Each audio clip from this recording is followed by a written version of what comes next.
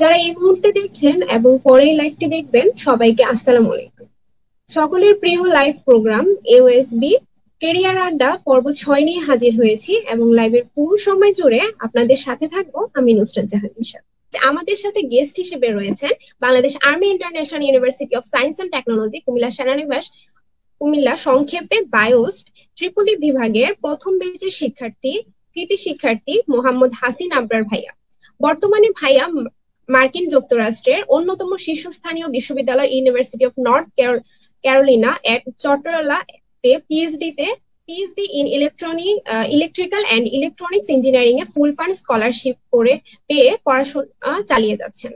অসাধারণ মেধার স্বাক্ষর হিসেবে এ অসাধারণ মেধার স্বাক্ষর রাখা আবরার ভাইয়া বায়োস্টের electrical and electronics engineering triple E department থেকে স্নাতক সম্পন্ন করেন এবং নিজ বিভাগে লেকচারার পদে যোগ দিয়েছিলেন 2019 সালে। এরপর তিনি চট্টগ্রামের স্বনামধন্য বিশ্ববিদ্যালয় international Islamic university of Chittagong lecturer পদে যোগদান করেন। তারপর স্টাডি লিভে মার্কিন যুক্তরাষ্ট্রে গমন করেন। তিনি এখন সপরিবারে মার্কিন যুক্তরাষ্ট্রের ভিসা পেয়েছেন এবং ওখানে বসবাস করেছেন। Welcome to our 6th live session এবং পুরো সময় আপনাদের সাথে আমি আছি নুসরাত জাহান নিশা। আসসালামু আলাইকুম ভাইয়া, কেমন আছেন? ওয়ালাইকুম আসসালাম নুসরাত, আমি ভালো আছি। তুমি কেমন আছো?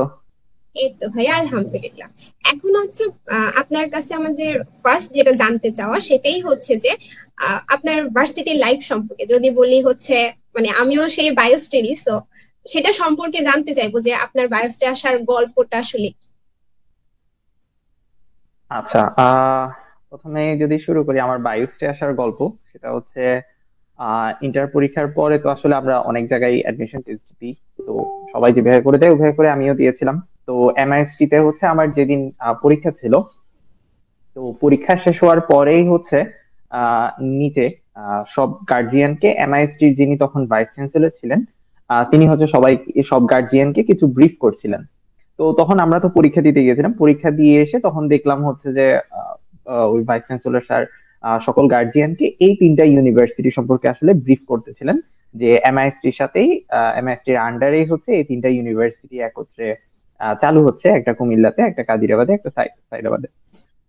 তো ওখান থেকে আসলে এই তিনটা ইউনিভার্সিটি সম্পর্কে পরিচয় বা জানা। তো এরপরে হচ্ছে এমআইএসসি তেই আমাদের প্রথম পরীক্ষাটা হয়েছিল আর কি, অ্যাডমিশন টেস্টটা। তো অ্যাডমিশন টেস্টটা হওয়ার পরে এখানে আমি মানে কুমিল্লাতে একবারও যাইনি তখন, এমআইএসসি থেকে জানছি। তো আব্বু তো খুবই কিউরিয়াস ছিল যে আর্মিদের প্রতিষ্ঠান, এই সেই মানে যেটা বাংলাদেশের যে রেপুটেশন আছে আর কি আর্মিদের, তো সেই রেপুটেশন অনুসারে অন্য আর কোথাও আর চিন্তা করে নাই। আহ এ চিন্তা না করে এখানেই এডমিশন নিয়ে নেওয়া হলো। মানে চিটাং থেকে সরাসরি, আমার যেহেতু বাসা চিটাং, চিটাং থেকে সরাসরি আমরা মানে অ্যাডমিশন কনফার্ম করে ফেলে একবারও কুমিল্লায় যাইনি। প্রথম কুমিল্লায় গিয়েছি হচ্ছে ফেব্রুয়ারি 14 তারিখ, যেদিন আমাদের হচ্ছে ইনোগ্রেশন প্রোগ্রাম ছিল। তো সেদিনে আসলে প্রথম যাওয়া। তো ওই এমআইএসটির মাধ্যমে আসলে আমাদের পরিচয়, এটা আর কি। এমআইএসটি অ্যাডমিশন টেস্ট দিতে গিয়ে আসলে বায়োস্টের কথা শোনা এবং সেখান থেকে বায়োস্টে ভর্তি হওয়া, এরপরে তো বাকিটা হয়ে গেল। আচ্ছা ভাইয়া, তাহলে বায়োস্টে আসার গল্প শুনলাম। এখন আমরা জানতে চাচ্ছি যে ছাত্র জীবনে আপনার মানে বায়োস্টে আসার পর বা আগে হচ্ছে আপনার ফিউচার প্ল্যান আসলে কি ছিল?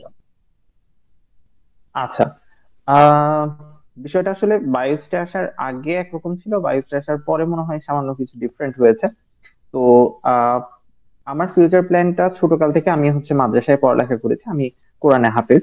এবং হিফজ শেষ করার পরে আমি মাদ্রাসা লাইনে থেকেই হচ্ছে দাখিল আলিম পরীক্ষা দিয়েছি, অর্থাৎ হচ্ছে এসএসসি এইচএসসি যেটাকে বলা হয়। তো এসএসসি এইচএসসি দুইটাই হচ্ছে আমার মাদ্রাসা থেকে। তো তখন থেকে আমার মূলত ইচ্ছা ছিল আসলে ইসলামিক লাইনে পড়ালেখা করব। ডক্টর জাকির নায়েককে দেখে আসলে অনেক বেশি মোটিভেশন কাজ করতো। পাশাপাশি হচ্ছে উনি আবার ডক্টর ছিলেন, ডক্টর থেকে হচ্ছে উনি দায়ী হয়েছেন। তো সেটাও একটু ইন্সপিরেশন কাজ করতো যে সায়েন্সের মানুষ হব, সায়েন্সের মানুষ হয়ে সেখান থেকে আমি ইসলাম নিয়ে যদি কাজ করতে পারি, জানতে পারি এবং মানুষের কাছে যদি পৌঁছাতে পারি, সেটা হচ্ছে মানে জীবনটা সার্থক মনে হবে আর কি সেক্ষেত্রে। তো ওরকমই আসলে প্ল্যান ছিল ছোটকাল থেকেই। তো তাও হচ্ছে আমি কনফিউজ ছিলাম যে আসলে ইন্টারের পরেই ইচ্ছা, মানে আম্মুর ইচ্ছা ছিল আমার বলতে গেলে আমার আম্মুর ইচ্ছা ছিল হচ্ছে আমি সৌদি আরব কিংবা আল আজহার বিশ্ববিদ্যালয় মিশরের বা এই ধরনের মিডল ইস্টের কোনো একটা নাম করা বিশ্ববিদ্যালয়তে আমি হচ্ছে আন্ডার গ্রাজুয়েট করতে চলে যাবো ইসলামিক সাবজেক্ট নিয়ে। তো সেটা আম্মুর ইচ্ছা ছিল। আবার আমার ইচ্ছা ছিল বা আব্বুরও কিছুটা ইচ্ছা ছিল বলা যায়, যে হচ্ছে আমি ইঞ্জিনিয়ারিং পড়বো। তো দুইটার মানে টানাপোড়েনেই হচ্ছে আসলে ইঞ্জিনিয়ারিংটাকে চয়েস করে নেওয়া, যে ডক্টর জাকির নায়েক থেকে ইন্সপায়ার হয়ে যে আমি সায়েন্সটাকে জানবো, সায়েন্সকে জানার পরে এরপরে ইনশাল্লাহ ইসলামকে জানার চেষ্টা করব বা বোঝার চেষ্টা করবো, এরপরে সেটা নিয়ে কাজ করবো ইনশাল্লাহ। তো সেটাই প্ল্যান ছিল। তো এরপরে তো আমি ব্যারিস্টারে ভর্তি হলাম, এরপরে তো ট্রিপলি নিয়ে পড়াশোনা করলাম, এখনো আলহামদুলিল্লাহ পড়ালেখা করে যাচ্ছি। এটা শেষ করব, আর পাশাপাশি হচ্ছে ইনশাল্লাহ আরবি নিয়েও বা ইসলামিক সাবজেক্ট নিয়েও পড়ালেখার ইচ্ছা আছে।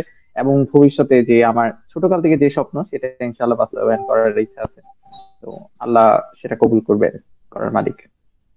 আচ্ছা ভাইয়া, যদি বলি যে হচ্ছে আহ, যেমন আমি হচ্ছে সিএসসি তে পড়তেছি, তো আমার সিএসসি চুজ করার পিছনে হয়তো একটা রিজন আছে, আপনার ট্রিপলি চুজ করার পিছনে রিজনটা মানে মানে কেন? অন্যান্য সাবজেক্ট তো ছিল। আচ্ছা, হ্যাঁ রাইট। ট্রিপলি সাবজেক্টে আসলে কেন সিলেক্ট করলাম, আহ, সেটার পিছনে আসলে আমার ইঞ্জিনিয়ারিং পড়ার ইচ্ছা ছিল, বাট এখানের মধ্যে পার্টিকুলার কোনোটা ছিল না যে আমি সিএসসি পড়বো, ট্রিপলি পড়বো, সিভিল পড়বো। আমার বাবা মা দুজনেই হচ্ছে সিভিল ইঞ্জিনিয়ার। তো আমি ছোটকাল থেকে আসলে সিভিলের জিনিসপত্র দেখে এসেছি বা জেনে এসেছি। তো সিভিল ইঞ্জিনিয়ারিং আমার অনেক ভালো লাগে বা পছন্দের জায়গা। কিন্তু হচ্ছে ট্রিপলির প্রতি আলাদা অ্যাট্রাকশন তৈরি হয়েছে, মূলত বলা যায় হচ্ছে আসলে লোডশেডিং এর কারণে।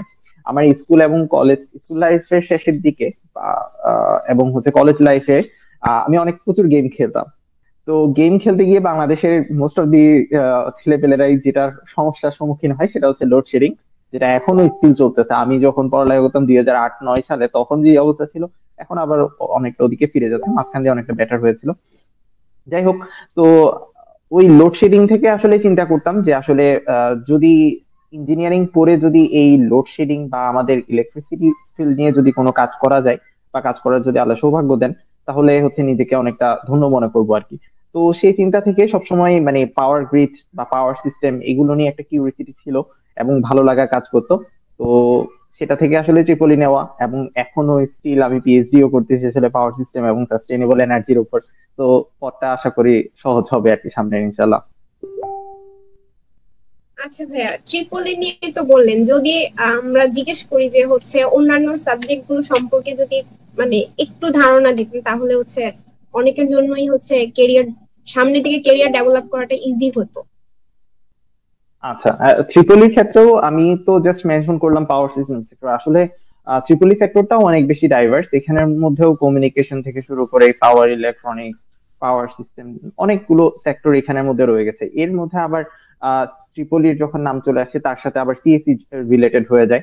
সিএসসি খুবই এখন ভালো সাবজেক্ট, খুবই অ্যাট্রাকটিভ সবার জন্যই, বিশেষ করে আমাদের বাংলাদেশে তো অনেক অ্যাট্রাকটিভ। আর এখানেও ইউএসএ তে এসেও যেটা দেখতে পাচ্ছি, এখানেও প্রচুর সিএসসি দের কি আছে, ডিমান্ড আছে।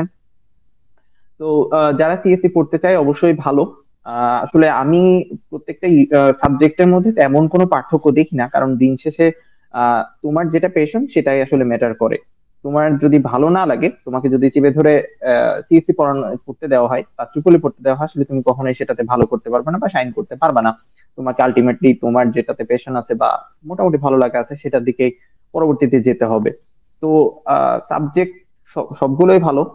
ইভেন বাংলাদেশে এখন ইটিই, সিসি নামের নতুন নতুন সাবজেক্ট আসতেছে, সেগুলো আমি মনে করি ইঞ্জিনিয়ারিং হিসেবে ভালো। কেমিক্যাল ইঞ্জিনিয়ারিং, বায়োমেডিক্যাল ইঞ্জিনিয়ারিং, এই ধরনের প্রচুর ইঞ্জিনিয়ারিং সাবজেক্ট আসতেছে। সেটাই তুমি পড়ো, যেটাতেই তোমার ভালো লাগা আছে সেটাতেই পড়ো। কারণ প্রচুর স্কোপ আছে, কোনোটাতে স্কোপের শেষ নাই। ইভেন বাহিরে আসার পরে সেই জিনিসটা আরো বেশি বোঝা যায়, কারণ এখানে প্রত্যেকটা টপিকে ইভেন বাংলাদেশের যে হায়ার স্টাডি গ্রুপ গুলো আছে, নেক্সট অফ ইউএসএ বা হায়ার স্টাডি অ্যাপ্রুভ গ্রুপ, সেগুলোতেও তোমরা দেখতে পারবা যে অ্যাসিস্ট্যান্টশিপের যে পোস্ট গুলো দেখা যায়, সেখানে দেখবা প্রচুর পরিমাণে আসলে প্রত্যেকটা সাবজেক্টের জন্য অপরচুনিটি আছে। এবং সেটা অনেক ভাস্ট অপরচুনিটি। ওখানে তো কিছু মানে গুটি কয়েক দেওয়া হয়, এর বাহিরেও আসলে নিজে থেকে যদি সার্চ করা হয় নিজের সাবজেক্ট নিয়ে, তাহলে আসলে প্রচুর ফান্ডিং অপরচুনিটি বা হচ্ছে কেরিয়ার অপরচুনিটি তোমরা সবাই খুঁজে পাবা আর কি। তো সাবজেক্ট আসলে তেমন কোনো ম্যাটার করে না। তোমার পেশন বা তোমার যেটাতে ভালো লাগা সেটা নিয়ে পড়াশোনা করবা, ইনশাল্লাহ সেটাতে সাইন করবা। আচ্ছা ভাইয়া, এখন হচ্ছে মানে যেহেতু বায়োস্টে আপনি পড়াশোনা করছেন, সেখানে হচ্ছে যে কমপ্লিট করা হয়েছে, দেন আমরা তাহলে জানতে চাচ্ছি যে ভার্সিটিতে আপনার থাকে না যে হচ্ছে আমাদের এই ফ্যাকাল্টিকে আমাদের অনেক বেশি ভাল লাগে, বা হচ্ছে সে আমাদের আসলে লাইফে মেন্টর হিসেবে কাজ করতেছে। তো ওই জিনিসটা যদি আমি বলি যে আপনার প্রিয় শিক্ষক বা ফেভারিট টিচার কে ছিল, বা তার কোন দিকটা হচ্ছে আপনাকে অনেক বেশি ইন্সপায়ার্ড করছে? আচ্ছা, আহ নুসরাত কততম ব্যাচ তুমি? 9th বেচ। 9 ব্যাচ। আচ্ছা, তাহলে হচ্ছে আমি যখন বের হইতে পরে তুমি, আমি টিচার হিসেবে যখন জয়েন করছি তখন তুমি এসে জয়েন করছো। আচ্ছা, যাই হোক, তুমি তোমার আগের বা তোমার পরের বা তোমার এখনের ট্রিপলি কারোর সাথে কথা বললে আসলে তুমি জেনে যাবা। তুমি তো সিএসসি, ট্রিপলি কারোর সাথে, ইভেন সিএসসি র যারা প্রথম 2-3টা ব্যাচ আছে তারা সবাই আসলে জানে যে আমাদের ট্রিপলি ডিপার্টমেন্টের আসলে মধ্যমণি কে, এবং সবাই কাকে বেশি পছন্দ করে আর কি। তো আমাকে যারা যারা পড়িয়েছেন, যত টিচার আসলে আমি ফেস করেছি, আলহামদুলিল্লাহ সব টিচারই ভালো ছিল। সবার থেকে কিছু না কিছু শিখতে পেরেছি, অবশ্যই। তো কিন্তু যার নাম আসলে না বললে নয়, তিনি হচ্ছে আমাদের শাহ মোহাম্মদ সলিমুল্লাহ স্যার। আহ সবাই হচ্ছে ত্রিপুলি ডিপার্টমেন্টে সবাই ওনাকে এক নামেই চিনবে এবং জানে। স্যার এখনো আছেন বায়ুস্টে, এবং জি স্যার। স্যারের আহ যে ডেডিকেশন বা যে এই বায়োস্টের প্রতি যে নিবেদন, আহ, এবং স্টুডেন্টদের প্রতি যে নিবেদন স্পেশালি, তার কারণে আসলে ত্রিপুরা ডিপার্টমেন্ট থেকে যত গ্রাজুয়েট বের হয়েছে বা ত্রিপুরা ডিপার্টমেন্ট আজকে যতটুকু এসেছে, এর পিছনে আসলে অনেক অবদান স্যারের আছে। হ্যাঁ, অন্যান্য অনেকজনের অবদান আছে, বাট স্যারেরটা অবশ্যই উল্লেখযোগ্য। আর স্যারের কোন দিকটা ভালো লাগে সেটা যদি বলি, একাডেমিক দিক থেকে আসলে তার মানে স্টুডেন্টদেরকে বোঝানোর জন্য প্রচুর পরিশ্রম করেন। অনেক টিচার আছেন যারা আসলে নিজে খুব ভালো বুঝেন, বাট যখন টিচারদেরকে ডেলিভারি দিতে চান তখন হয় না। ইভেন আমি যখন টিচার ছিলাম, আমি ওটা অনেক টপিকে আমি এটা নিজে ফিল করতাম যে জিনিসটা আমার কাছে ক্লিয়ার, বাট আমি এটা স্টুডেন্টদের কাছে এমন ভাবে ক্লিয়ার করতে পারছি না যে যে এটা স্টুডেন্টরা আসলে মানে সব লেভেলের স্টুডেন্ট এটা ক্লিয়ারলি গ্র্যাপ করতে পারবে। যে এবিলিটিটা, যে দিকটা হচ্ছে স্যারের মধ্যে ছিল, যে আহ, আমাদের 40 জন স্টুডেন্ট ছিল, 1 নম্বর স্টুডেন্ট থেকে শুরু করে 40তম স্টুডেন্ট পর্যন্ত প্রত্যেক জনেই আসলে অ্যাট্রাকশন ফিল করতো ক্লাসের মধ্যে, যে আমি স্যারের ক্লাসটা করব, স্যারের ক্লাসটা আমি পুরোটা শুনবো। এই যে ক্ষমতা স্যারের বা যে এবিলিটিটা, সেটার জন্য আসলে স্যারের একাডেমিক দিকটা আমাদের খুব পছন্দ হয়। আর আমরা ফার্স্ট পেজ হিসেবে আসলে দেখা যেত আমরা সবগুলো সাবজেক্ট নতুন নতুন করে পেতাম। তো প্রত্যেকটা টিচারকে আসলে আমাদেরকে পড়ানোর জন্য প্রচুর পরিমাণে নিজেদের পড়ালেখা করে তারপরে আসতে হতো। তো সেই দিক থেকে চিন্তা করলেও আসলে সলিমুল্লাহ স্যার যে পরিমাণ প্রিপারেশন নিয়ে আসতেন আমাদের প্রত্যেকটা ক্লাস করানোর জন্য, সেটা আসলে অসাধারণ। সেটা আসলে আনবিলিভেবল। মানে ইভেন আমি যখন টিচার হয়েছে তখন আমিও ফিল করতে পারতাম যে আসলে আমার টিচাররা কতটুকু আহ মানে ডেডিকেশন দিয়ে আমাদেরকে পড়িয়েছেন, বা কতটুকু ডেডিকেশন দিয়ে ক্লাসগুলোর জন্য প্রিপারেশন নিয়েছেন। ইভেন বায়োমেডিকেল সাবজেক্টের কথা আমরা বলতে পারি, বায়োমেডিকেল সাবজেক্ট আমাদের ট্রিপলির জন্য একটু ডিফারেন্ট, বা সিএসসি বা ইঞ্জিনিয়ারদের জন্য আমাদের যে মেইন স্ট্রিমের ইঞ্জিনিয়ারিং, আমরা আমাদের জন্য হচ্ছে একটু ডিফারেন্ট সাবজেক্ট। কিন্তু এই সাবজেক্টটাও স্যার আমাদেরকে এত ভালো পড়িয়েছেন, এবং প্রত্যেকটা ক্লাসের আগে স্যার এত বেশি প্রিপারেশন নিয়ে আসতেন যে আমরা আসলে অবাক হয়ে যেতাম স্যার কি ডাক্তার নাকি বায়োমেডিকেল স্টুডেন্ট নাকি আসলে ট্রিপলের স্টুডেন্ট। তো আসলে, তো স্যারের এই নিবেদনগুলোর জন্য স্যারের প্রতি অনেক দোয়া, অনেক ভালোবাসা, সবকিছু সারা জীবন থাকবে ইনশাল্লাহ। আল্লাহ তাকে অনেক বেশি কামিয়াবি করুক, সেই দোয়া করি। তো আর কি বলবো, এছাড়া স্যারের অন্য বিষয় যেটা, এটা তো একাডেমিক লাইনের কথা বললাম, একাডেমিকের বাহিরে তার মানুষ হিসেবে যে পরিমাণ ভালো আসলে সেটাও আনবিলিভেবল। মানে একজন ইঞ্জিনিয়ার, একজন শিক্ষক, একজন আবার আহ দায়ী ইলাল্লাহ, যেহেতু উনি হচ্ছে তাবলিগের কাজ করেন, আলহামদুলিল্লাহ প্রচুর পরিমাণ মানুষকে ইসলামের দিকে আহ্বান করেন। সো দায়ী হিসেবেও উনি একজন আদর্শ মানুষ, এবং আমাদের প্রত্যেকটা ইঞ্জিনিয়ার, প্রত্যেকটা মুসলমানের জন্য আসলে উনি আদর্শ হতে পারেন। আহ আমাদের সামিয়াজাত নামের স্যারের একজন স্যার স্যার ছিলেন, উনি হচ্ছে আমাদের পাওয়ার ইলেকট্রনিক্স কোর্স নিয়েছিলেন, সরি সলিড স্টেট নিয়েছিলেন, পাওয়ার ইলেকট্রনিক্স দুটো কোর্স নিয়েছেন। তো যখন হচ্ছে উনি 4-2 তে চলে যাচ্ছিলেন ইউএসএ তে, উনি ক্ল্যামসনে আসছেন, আমার পাশেই আছে, আমার পাশের স্টেটে স্যার পিএইচডি করছেন। তো এই ক্ল্যামসন ইউনিভার্সিটিতে তারা এসেছেন। আসার আগে স্যার মানে আমাদেরকে যখন লাস্ট কথা বলছিলেন, তখন স্যার বলতেছিলেন যে তোমাদের ডিপার্টমেন্টে আসলে সলিমুল্লাহ স্যারের মতো একজন মানুষ আছে, একজন শিক্ষক আছে, তোমাদের দুনিয়ার আর কারো দিকে তাকাতে হবে না, এই একজনের দিকে তাকিয়ে থাকলে তোমরা দুনিয়ার সব মোটিভেশন পেয়ে যাবা এবং তোমাদের আদর্শ খুঁজে পাবা। তো তুমি এই সামিয়া স্যারের কথাটা আসলে সবসময় মনে থাকে, এবং আসলে সত্য কথা যে সলিমুল্লাহ স্যারকে যারা দেখেছে এবং ওদেরকে ওনাকে আদর্শ মানলে আর কাউকে আসলে আদর্শ মানার এই মুহূর্তে দরকার নাই বলে আমি মনে করি আর কি। অসাধারণ একজন মানুষ। তো উনি আসলে প্রিয় শিক্ষক। এবং ট্রিপলি মোস্ট অফ দি স্টুডেন্টেরই মনে হয় আমার মতো সেম এটাই থাকবে। জি ভাই, অবশ্যই।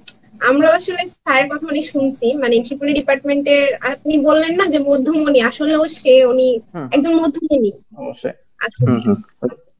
তারপর যদি বলি যে আমাদের থাকে না যে ইউনিভার্সিটি লাইফকে আমরা আসলে বলি যে মানে কি বলে, পড়াশোনার দিক দিয়ে একদম শেষের একটা জায়গা হচ্ছে ইউনিভার্সিটি লাইফ, যে যতই হচ্ছে যে রুলস থাকুক, রেগুলেশন থাকুক, এমএসসি তে গিয়ে হচ্ছে সেখানে এরকম হয় না, আসলে অনার্স লাইফটাই আসলে হুম শেষ হুম। হয়ে যায়।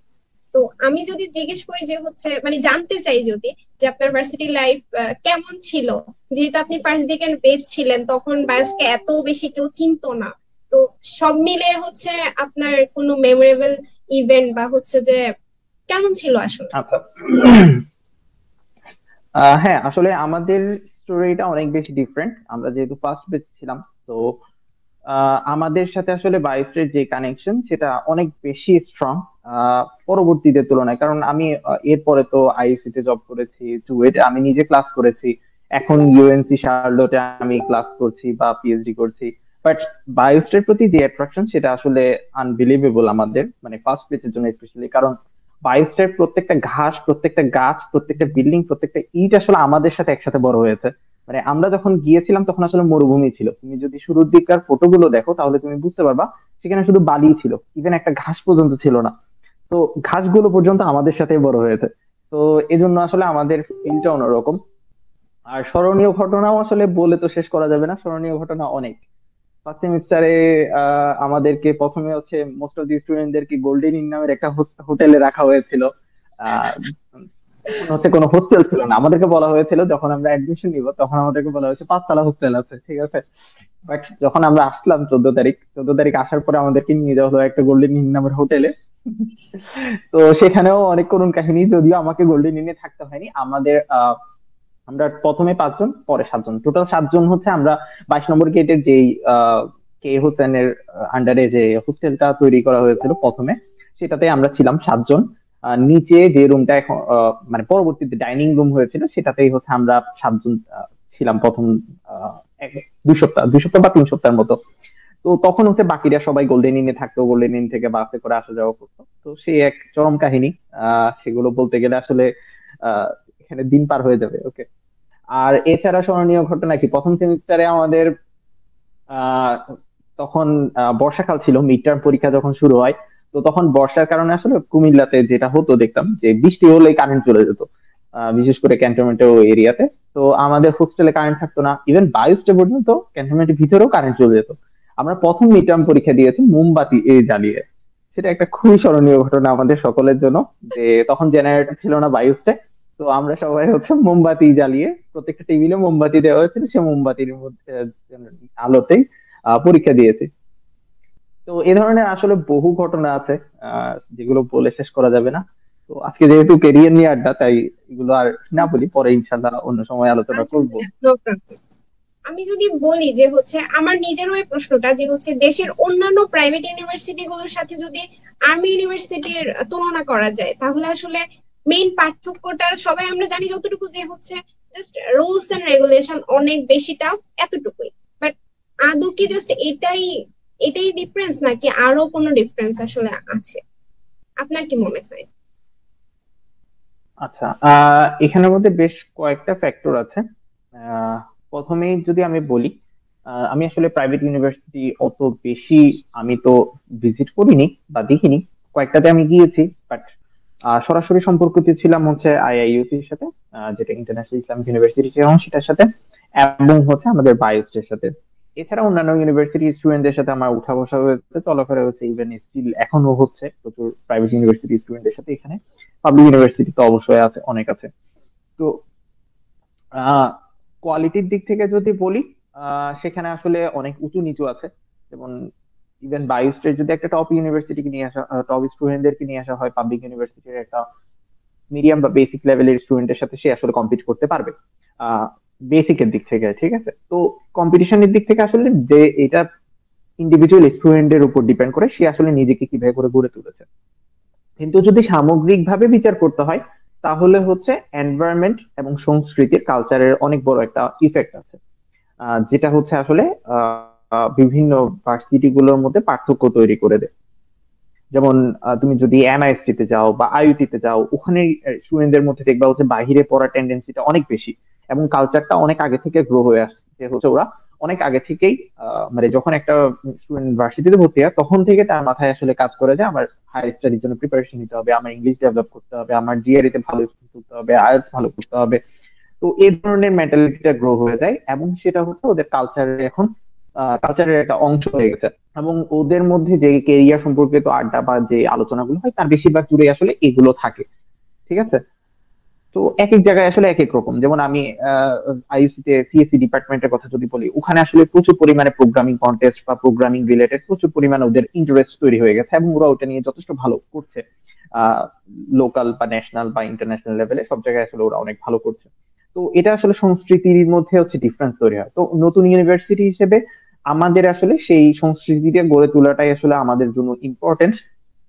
তো এটা আসলে সময়ের ব্যাপার, এটা এখন বললেই হয়ে যাবে না। বা আমাদের ইউনিভার্সিটির আসলে যে লোকেশন কুমিল্লা বা হচ্ছে একটু সেটা ঢাকা এবং চট্টগ্রাম থেকে দূরে হওয়ার কারণে যেটা হয় দেখা যায় আমাদের টিচারদের মধ্যে রোটেশনটা অনেক বেশি, মানে পার্মানেন্ট টিচার থাকার চান্সটা খুব কম। তো যার কারণে আসলে সংস্কৃতিটা ওইভাবে করে গড়ে তোলাটাও একটু ডিফিকাল্ট। এটা আসলে ভার্সিটির দোষ দেওয়া লাভ নাই বা টিচারদের দোষ দেওয়া লাভ নাই, কারণ ওখানে দেখা যাচ্ছে টিচাররা এমন ভাবে ঢুকছে যারা হচ্ছে আসলে লং টার্মে থাকছে না। তারা ঢুকছে, এরপরে ভালো অপরচুনিটি পেলে বা হায়ার স্টাডি সুযোগ পেলে তারা চলে যাচ্ছে ওখান থেকে। তো অবশ্যই এটা ভালো, কিন্তু হচ্ছে যে আমরা ভালো ভালো টিচারদেরকে পাচ্ছি, ভালো ভালো স্টুডেন্টদেরকে আমরা পাচ্ছি, সেটা ভালো কথা আমাদের জন্য। বাট সংস্কৃতিটা গড়ে তোলার জন্য যে লম্বা সময় একটা দরকার, সেই সুযোগটা হয়তো বা অনেক টিচারে পাচ্ছেন না, যেটা আমাদের দরকার। তো এটা আসলে আস্তে আস্তে আমাদের ভার্সিটি যখন আরো এস্টাবলিশ হয়ে যাবে, এখন পার্মানেন্ট ক্যাম্পাসে শীঘ্রই শিফট হয়ে যাচ্ছে ইনশাল্লাহ।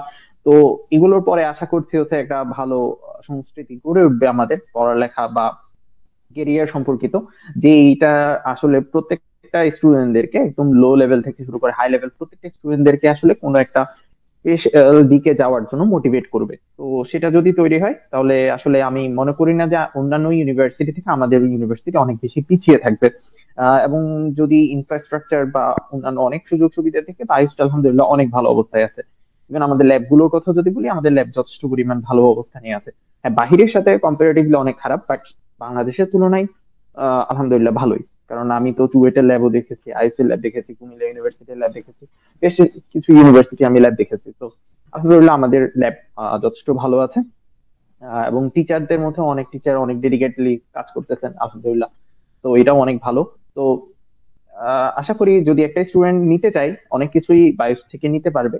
এবং আমি যেটা বললাম যে সংস্কৃতিটা যদি সুন্দরভাবে গড়ে ওঠে তাহলেও বায়োস অনেক শাইন করবে ইনশাল্লাহ, এবং বায়োসের গ্রাজুয়েটরাও অবশ্যই। জি ভাই, আমরাও চাই যে বায়োসটা আসলে অনেক দূর আগাক, যেহেতু আমরা যতই হোক আমরা ইউনিভার্সিটির স্টুডেন্ট, সো হ্যাঁ এটা অবশ্যই আসলে আমাদের অবশ্যই। এক্সপেকটেশন। আচ্ছা ভাইয়া, আরেকটা জিনিস যেটা আমরা জানতে চাচ্ছি সেটা হচ্ছে যে ভার্সিটিতে হয়তো আপনি ফার্স্টের দিকের স্টুডেন্ট হলেও দেখা যায় যে তখন তো, হ্যাঁ এটা ঠিক যে তখন তেমন কোন ক্লাব গুলা আসলে তখনও হয় নাই, তবু হচ্ছে যে আমি যেটা জানতে চাচ্ছিলাম সেটা হচ্ছে যে এই যে ক্লাবের সাথে যুক্ত হওয়া ভার্সিটি লাইফে, দেন হচ্ছে এইটা আসলে মানে পার্সোনাল লাইফে বা ফিউচারে জব ফিল্ড এটা কেমন ইফেক্ট করে? আচ্ছা, হ্যাঁ, এক্সট্রা কারিকুলার অ্যাক্টিভিটিস অবশ্যই ইম্পর্টেন্ট। সেটার মাধ্যমে যদি নিজের অভিজ্ঞতাটা এবং হচ্ছে নিজের নেটওয়ার্কটা অনেক বেশি বড় করা যায়, সমৃদ্ধ করা যায়, এবং হচ্ছে নিজের মানে ম্যানেজমেন্ট এবিলিটি যেটা, সেটা হয়তো বা আমাদেরকে পড়ার মাধ্যমে শিখিয়ে দেওয়া হয় না। তো ক্লাব অ্যাক্টিভিটিস গুলো করার মাধ্যমে আসলে এই ধরনের বা লিডারশিপ ম্যানেজমেন্ট এই ধরনের অনেকগুলো গুণ আসলে আমরা অর্জন করতে পারি। তো সেই জন্য আসলে আমাদের ইয়ার সাথে যুক্ত হওয়া দরকার, অবশ্যই ক্লাবগুলোর সাথে যুক্ত হওয়া দরকার। এছাড়াও হচ্ছে পড়ালেখার বাহিরে আমাদের রিফ্রেশমেন্ট এবং অন্য ডিপার্টমেন্টের সাথে কানেকশন সবকিছু মিলাই একটা মানে ভালো মানুষ হিসেবে গড়ে ওঠার জন্য বা একটা কালচারাল মানুষ হিসেবে গড়ে ওঠার জন্য আসলে এই অ্যাক্টিভিটি গুলো আমাদের করা দরকার। আর তাছাড়া যদি অ্যাক্টিভিটি গুলো আমাদের পড়ালেখা রিলেটেড হয় তাহলে তো আরো ভালো। সবগুলোই করতে হবে, রিফ্রেশমেন্টের জন্য করতে হবে, পাশাপাশি হচ্ছে আমাদের পড়ালেখার কারিকুলারের সাথে রিলেটেড যেগুলো এক্সট্রা কারিকুলার অ্যাক্টিভিটিস আছে সেগুলো করতে হবে। তো অবশ্যই আমি এনকারেজ করি যে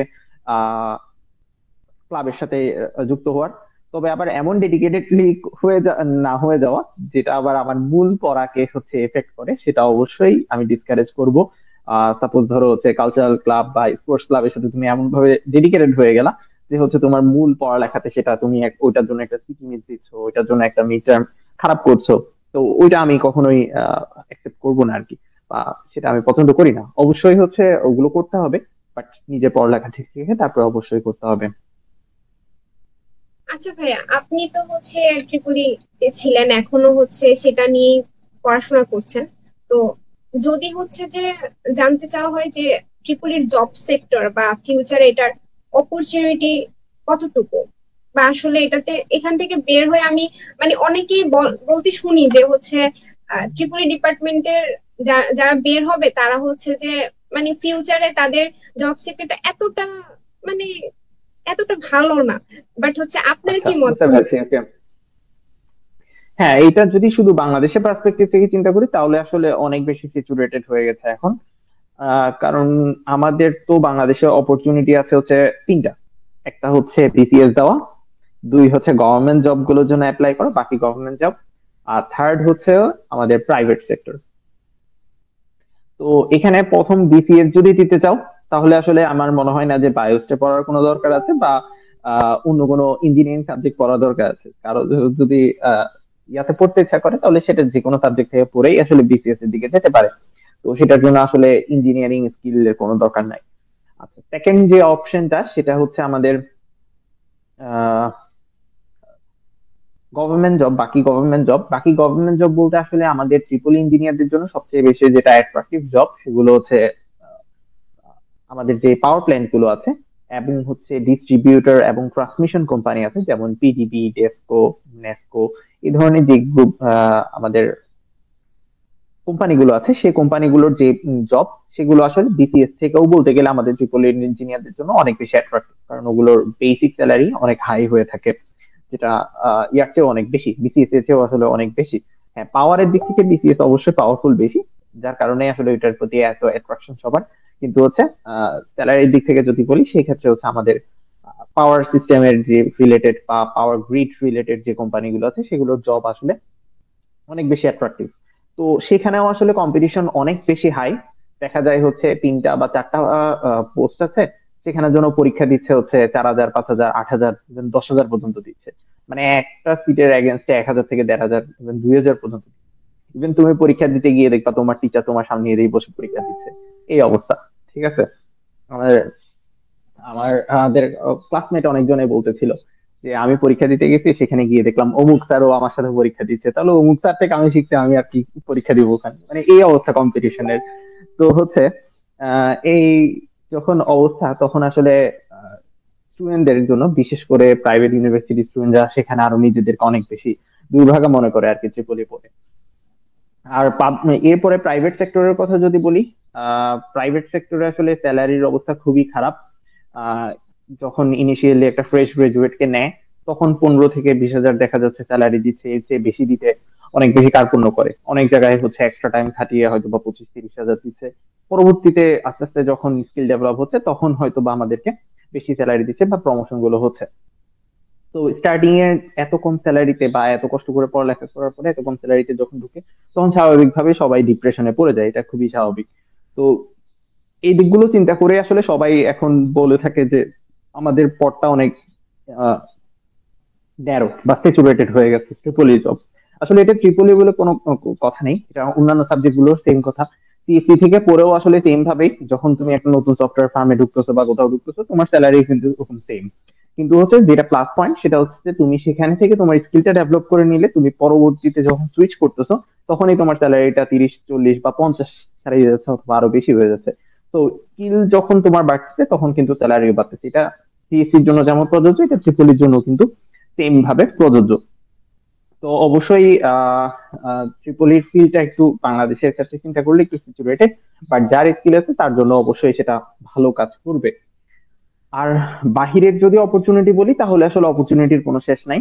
কারণ এখন আহ, সবাই আসলে ইলেকট্রিসিটি এবং বিশেষ করে হচ্ছে আমরা এখন কনভেনশনাল সোর্স থেকে যেহেতু সরে যেতে চাচ্ছি, অর্থাৎ হচ্ছে আহ তেল, গ্যাস এবং হচ্ছে কয়লা, এই তিনটা থেকে আমরা সরে এসে যখন বিদ্যুৎ উৎপন্ন করতে চাচ্ছি রিনিউয়েবল সোর্স থেকে, অর্থাৎ হচ্ছে বাতাস বা আলো, সানলাইট বা হচ্ছে পানি, এগুলোর মাধ্যমে যেগুলো হচ্ছে আমাদের কাছে নিউমেরিয়াস অ্যামাউন্টে আছে, এগুলো থেকে যখন আমরা ইলেকট্রিসিটি তৈরি করতে চাচ্ছি এবং এগুলোকে যখন আমাদের মূল ইলেকট্রিসিটি যে গ্রিড আছে বা পাওয়ার সিস্টেম আছে সেটার সাথে যখন যুক্ত করতে যাচ্ছি, তখন আসলে আমাদের জন্য অনেক নতুন নতুন সম্ভাবনা তৈরি হয়ে যাচ্ছে।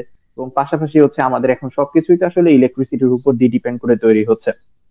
আমাদের গাড়িগুলো এখন আস্তে আস্তে সবগুলো ইলেকট্রিক গাড়িতে পরিণত হয়ে যাচ্ছে। তো আমাদের অন্যান্য যে তেল দিয়ে যা কাজ কারবার করি, আমরা গ্যাস দিয়ে যা কাজ কারবার করি, গ্যাস দিয়ে আমরা বেশিরভাগ রান্না করি, সে রান্না চুলাও কিন্তু এখন ইলেকট্রিক চুলাতে কনভার্ট হয়ে যাচ্ছে। তো আমাদের সব প্রত্যেকটা জিনিস আমরা যেগুলো এতদিন হচ্ছে খনিজ সম্পদ ব্যবহার করতাম, সেগুলো কিন্তু আস্তে আস্তে রিনিউয়েবল এনার্জিতে কনভার্ট হয়ে যাচ্ছে। তো যত এগুলো আরো হতে থাকবে, এবং যেহেতু হচ্ছে আমাদের গ্লোবাল ওয়ার্মিং হচ্ছে, গ্লোবাল টেম্পারেচার বেড়ে যাচ্ছে, তো যেটার কারণে আসলে আমরা কিছুদিন আগে পাকিস্তানে ভয়ঙ্কর ফ্লাড দেখতে পেলাম, গতকাল মনে হয় জিম্বাবুয়েতে, গতকাল না পরশুদিন জিম্বাবুয়েতেও আমরা ফ্লাড দেখলাম। তো আসলে পৃথিবীর অনেক জায়গায় এটা আসলে এটা হচ্ছে। তো এটা এই ধরনের ঘটনা আসলে যত ঘটবে, তত আসলে আমাদের ইলেকট্রিকের সবকিছু ইলেকট্রিক জিনিসপত্র এবং রিনিউয়েবলের দিকে আমাদেরকে কনভার্ট হতে হবে। তো তত বেশি আমাদের ট্রিপল ই গ্রাজুয়েট দরকার হবে, ট্রিপল ই ইঞ্জিনিয়ার দরকার হবে, ট্রিপল ই রিসার্চার দরকার হবে। তো আসলে যত দিন যাবে আমাদের এটার প্রতি ডিমান্ডটা বাড়বে, কারণ ট্রিপল ইঞ্জিনিয়ার, ট্রিপল সায়েন্টিস্ট ছাড়া আসলে এই যে গ্লোবাল ওয়ার্মিং বা আমাদের পৃথিবীকে রক্ষা করা, এটা আসলে অনেক বেশি ডিফিকাল্ট হয়ে যাবে। তো ট্রিপল যারা পড়তেছে তাদের আসলে টেনশন করার কোনো কিছু নাই। তোমাদের জন্য সব শুধু সামনে শুধু সম্ভাবনা আর সম্ভাবনা। তো কেউ যদি রিনিউয়েবল এনার্জি বা সাস্টেইনেবল এনার্জিতে কাজ করতে চাও, তোমার জন্য আসলে অফুরন্ত সুযোগ। এখানে সুযোগের কোনো শেষ নাই। তুমি যে কোনো ভাবে গ্লোবাল ওয়ার্মিং কমানোর জন্য যদি অবদান রাখতে পারো, তোমাকে পুরো পৃথিবী আলিঙ্গন করে নিবে। তো অপরচুনিটির আসলে কোনো শেষ নাই, কারণ সামনের দুনিয়া পুরাটাই বলতে গেলে ট্রিপল ইঞ্জিনিয়ারদের উপরে, মানে পৃথিবীর নির্ভরতা অনেকটা নির্ভর করতেছে, মানে পৃথিবী কতটুকু লাস্ট করবে। তো আচ্ছা ভাইয়া, ট্রিপল যারা এখন করতেছে তাদের হতাশ হওয়ার কিছু নাই আর কি। জি হ্যাঁ, ভাইয়া অবশ্যই। এখন আমরা হচ্ছে কমেন্ট সেকশনে কিছু কোশ্চেন আসছে, আমরা সেগুলো নিতে পারি। হ্যাঁ, হ্যাঁ, অবশ্যই। ওকে, কমেন্ট সেকশনের কোশ্চেন গুলো হচ্ছে আহ সায়ন্ত চৌধুরী একজন কোশ্চেন করেছেন। হুম। According to your explanation, it seems you already knew your major field, Tripoli power system. Do you really need to have a proper goal to pursue a bachelor degree? ওকে। আমি যখন power system নিয়ে আসলে কাজ করতে যাচ্ছি, তখন আসলে আমার অনেক কিছু দরকার হচ্ছে। যেমন একটা বেসিক কথা যদি বলি, যেমন আমাদের অল্টারনেটর, অল্টারনেটর আসলে কাজ করে হচ্ছে কি, অল্টারনেটর ইনার্শিয়ার উপর ডিপেন্ড করে আমাদের কি করতে পারে, আমরা ইলেকট্রিসিটির কোয়ালিটিটাকে কন্ট্রোল করতে পারি। তাহলে এখন এই ইনার্শিয়াটা কোথা থেকে আসলো? এটা ফিজিক্স থেকে আসছে। তার মানে আমাকে কিন্তু ফিজিক্সের ব্যাকগ্রাউন্ড জানতে হচ্ছে। যতক্ষণ না পর্যন্ত আমি সেই ব্যাকগ্রাউন্ডটা জানতেছি, ততক্ষণ পর্যন্ত আসলে আমি আমার অল্টারনেটর বা জেনারেটর যেটা, সেটার আসলে আমি যে রোটরটা আছে সেটাকে আমি ঠিকভাবে কন্ট্রোল করতে পারবো না। সেটা আমি যে পাওয়ার কোয়ালিটি আমি চাচ্ছি সেটা আসলে আমি বের করতে পারবো না। তো তোমার এই ব্যাকগ্রাউন্ড গুলোর জন্য, এবং তোমার শুধু হচ্ছে তুমি যখন পাওয়ার সিস্টেম নিয়ে কাজ করতেছো, তখন আসলে শুধু পাওয়ার সিস্টেমের যে গ্রিড কানেকশন বা পাওয়ার সিস্টেমের যে ফেলিয়ার কজ গুলো, এগুলো জানলেই তোমার হচ্ছে না। তোমার কমিউনিকেশন সিস্টেম এটার সাথে কিভাবে করে কাজ করে, অন্যান্য ফিল্ড গুলো, পাওয়ার ইলেকট্রনিক্স কিভাবে করে, কনভার্টার কিভাবে করে কাজ করে, ইনভার্টার কিভাবে করে এখানে কাজ করতেছে, প্রত্যেকটা জিনিস আসলে তোমার কি থাকতে হবে, বেসিক নলেজ থাকতে হবে। বেসিক নলেজটা থাকলে তখনই তুমি আরেকটা ফিল্ডে হচ্ছে, যে ফিল্ডে তুমি চাচ্ছ সেটাতে আসলে সামনে আগাতে পারবা। তো শুধুমাত্র পাওয়ার সিস্টেম নিয়ে কাজ করে কেউ হচ্ছে আসলে বেশি দূর যেতে পারবে না, বাট তাকে পদে পদে আটকাতে হবে এবং পদে পদে হচ্ছে নতুন নতুন জিনিস শিখতে হবে। কিন্তু যখন তোমার বিএসসি এর বেসিকটা আছে, তখন তুমি কি করতে পারতেছো, সেই বেসিকটা নিয়ে কোন একটা টার্ম আসলে অন্য টপিকে, সেটা তোমার মোটামুটি জানা থাকতেছে। ইভেন আমি পাওয়ার সিস্টেম পড়তে গিয়ে আমি এখন নিউমেরিক্যাল মেথড আমাকে অ্যাপ্লাই করতে হচ্ছে। আমাকে গয়সার্ডের ল, নিউটন র্যাপসন ল, জ্যাকোবিয়ান ল, এগুলো সবগুলো জানতে হচ্ছে। তো আমার যদি বিএসসি টা না থাকতো, আমি আসলে এগুলো তো আমার উপর আকাশ থেকে পড়তো, যে আমি এগুলো কোথা থেকে আসছে। পরবর্তীতে যখন আমি জানতে পারতেছি যে আমি নিউমেরিক্যাল মেথড পড়ে আসছি আমি আমার বিএসসি তে, তাহলে আমার ওই ব্যাকগ্রাউন্ড আমাকে কাজে দিচ্ছে। আবার আমি এখানে আমার দেখা যাচ্ছে অনেকগুলো টপিকের মধ্যে নাইক্রোস্ট রেট বের করতে হচ্ছে, স্যাম্পলিং রেট বের করতে হচ্ছে। তাহলে এগুলো কোথা থেকে আসতেছে? এগুলো আমি ডিজিটাল কমিউনিকেশনে পড়ে আসছি, আমি ডিএসপি তে পড়ে আসছি, সেখান থেকে এগুলো আমাকে এই ব্যাকগ্রাউন্ড গুলো দিতে সাহায্য করতেছে। অথচ আমি অ্যাপ্লাই করতেছি পাওয়ার সিস্টেম, বাট আমার এগুলো আসতেছে কোথা থেকে? কমিউনিকেশন সিস্টেম থেকে আসতেছে, পাওয়ার ইলেকট্রনিক্স থেকে আসতেছে, আমার ফিজিক্স থেকে আসতেছে। তো ইভেন আমাদের এখন কি ল্যাপলাস ট্রান্সফর্ম, তারপরে হচ্ছে যে ফোরিয়ার ট্রান্সফর্ম, এগুলো যখন করতেছি এগুলো ম্যাথে থেকে আসতেছে। তো পাওয়ার সিস্টেম বললে শুধু আমি পাওয়ার সিস্টেম বললে আসলে আমার কাজ হচ্ছে না। আমার সবগুলো যখন বেসিক থাকতেছে তখনই আসলে আমি একজন প্রপার ইঞ্জিনিয়ার হয়ে উঠতে পারতেছি বা প্রপার অ্যাপ্লিকেশন গুলো আমি করতে পারতেছি। তো অবশ্যই বিএসসি খুবই দরকার। এবং হচ্ছে এই বেসিক গুলো আমরা বিএসসি থেকে আসলে শিখে আসি। তুমি যেটাতেই হচ্ছে এক্সপার্ট হতে যাও না কেন, হ্যাঁ তুমি যদি ইন্ডাস্ট্রিতে জব করো সেটা আলাদা বিষয়। ইন্ডাস্ট্রিতে জব করলে তখন হচ্ছে তুমি একটা অ্যাপ্লিকেশনে চলে যাবে, সেটা নিয়ে কাজ করলে হয়ে যাচ্ছে। বাট যখন তুমি সায়েন্টিস্ট হতে যাচ্ছ, যখন তুমি হচ্ছে একটা ফিল্ডে পিএইচডি ডক্টরেট করতেছো, যখন তুমি নতুন কিছু তৈরি করার জন্য আগাচ্ছ, তখন আসলে তোমাকে সবকিছু বেসিকটা লাগবে এবং সেটা নিয়ে তোমাকে একজন এক্সপার্ট হতে হবে। তুমি শুধু একটা টপিক পড়ে কখনো এক্সপার্ট হতে পারবে না। ওকে, এই জন্য আসলে বিএসসিটা ইম্পর্টেন্ট। আচ্ছা ভাইয়া, এখন সায়ন্ত, সায়ন্ত তো নিজেও মাস্টার্স করতেছে, সায়ন্ত তো এটা জানার কথা, তো আমার চেয়ে ভালো এক্সপ্লেন করতে পারবে এখন। আচ্ছা, আচ্ছা, ওকে। মহিবুল্লাহ করেছেন, উনি বললেন যে ইউএসএ তে লোডশেডিং কেমন হয়? আচ্ছা, আমি আসার পর থেকে এখন পর্যন্ত একবারও আসলে লোডশেডিং হয়নি।